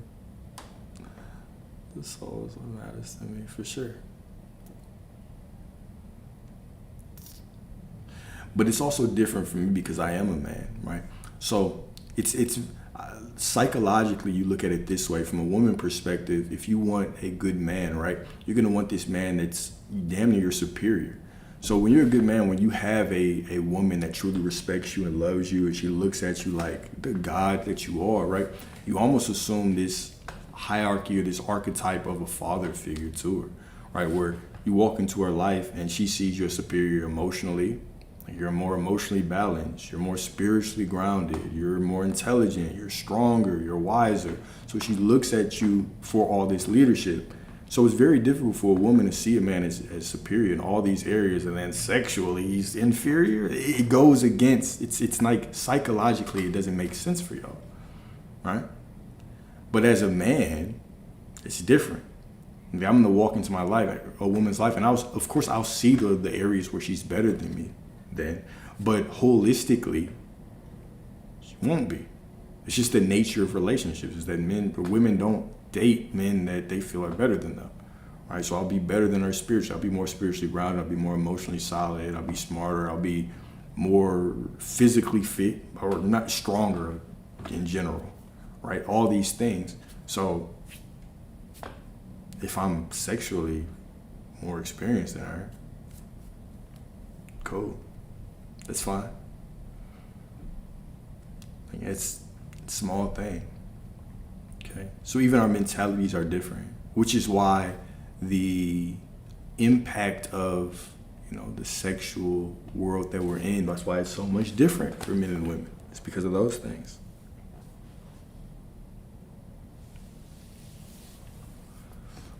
Right. Yeah. We don't attract what we want. We attract what we are. Absolutely.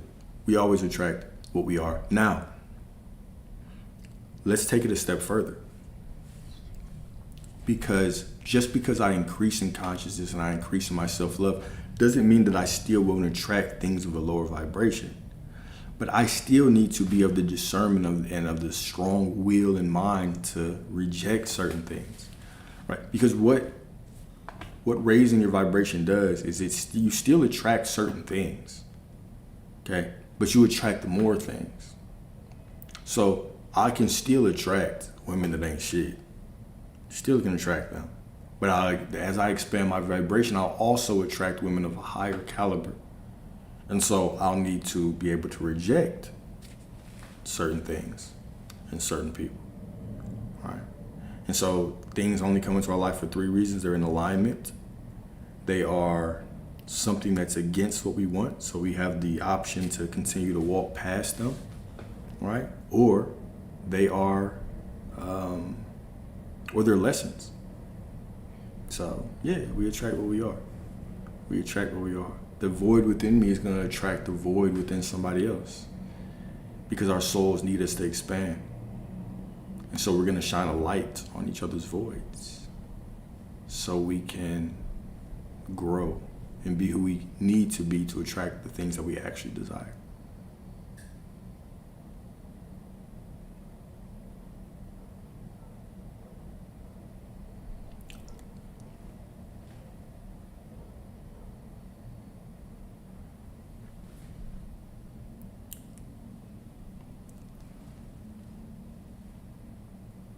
So why are you single? I'm married to. I'm married to spiritual elevation. That's what I'm married to. That's my. I wouldn't consider myself single. Married to the game, man.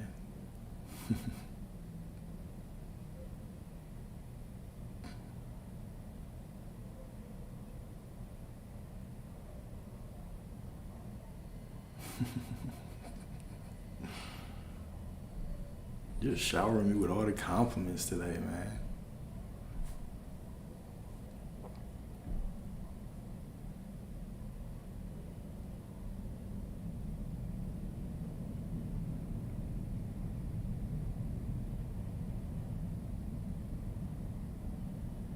Let's see here. Might cut this. Might cut this one. Sure, unless y'all have any other questions.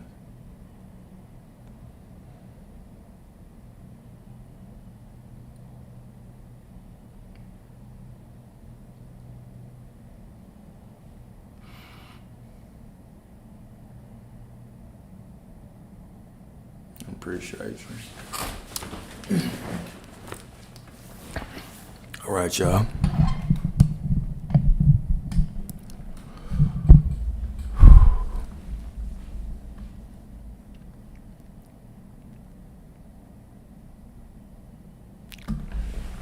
Yeah, happy April, happy New Year's, all this. All right. So let's go and end this one with a quick prayer, and I'll hop off. Got a little bit of work to do, but all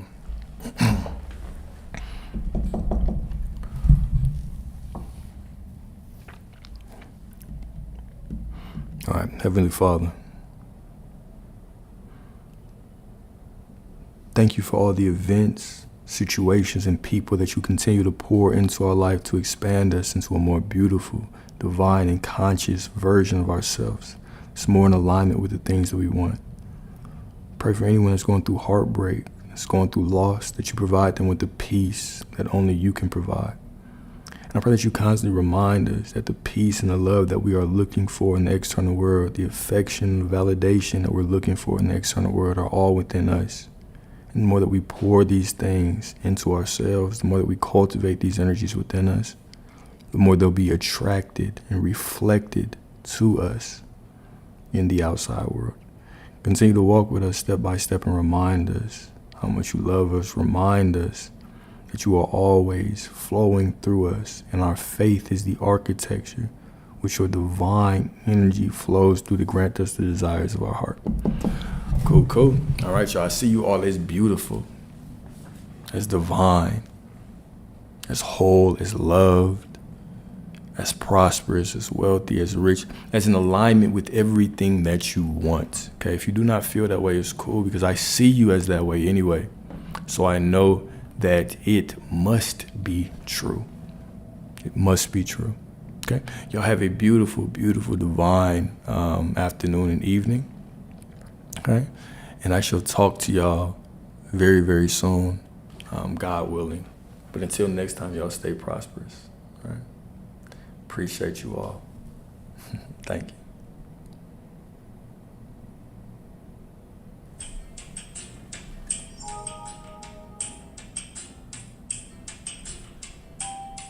What is that?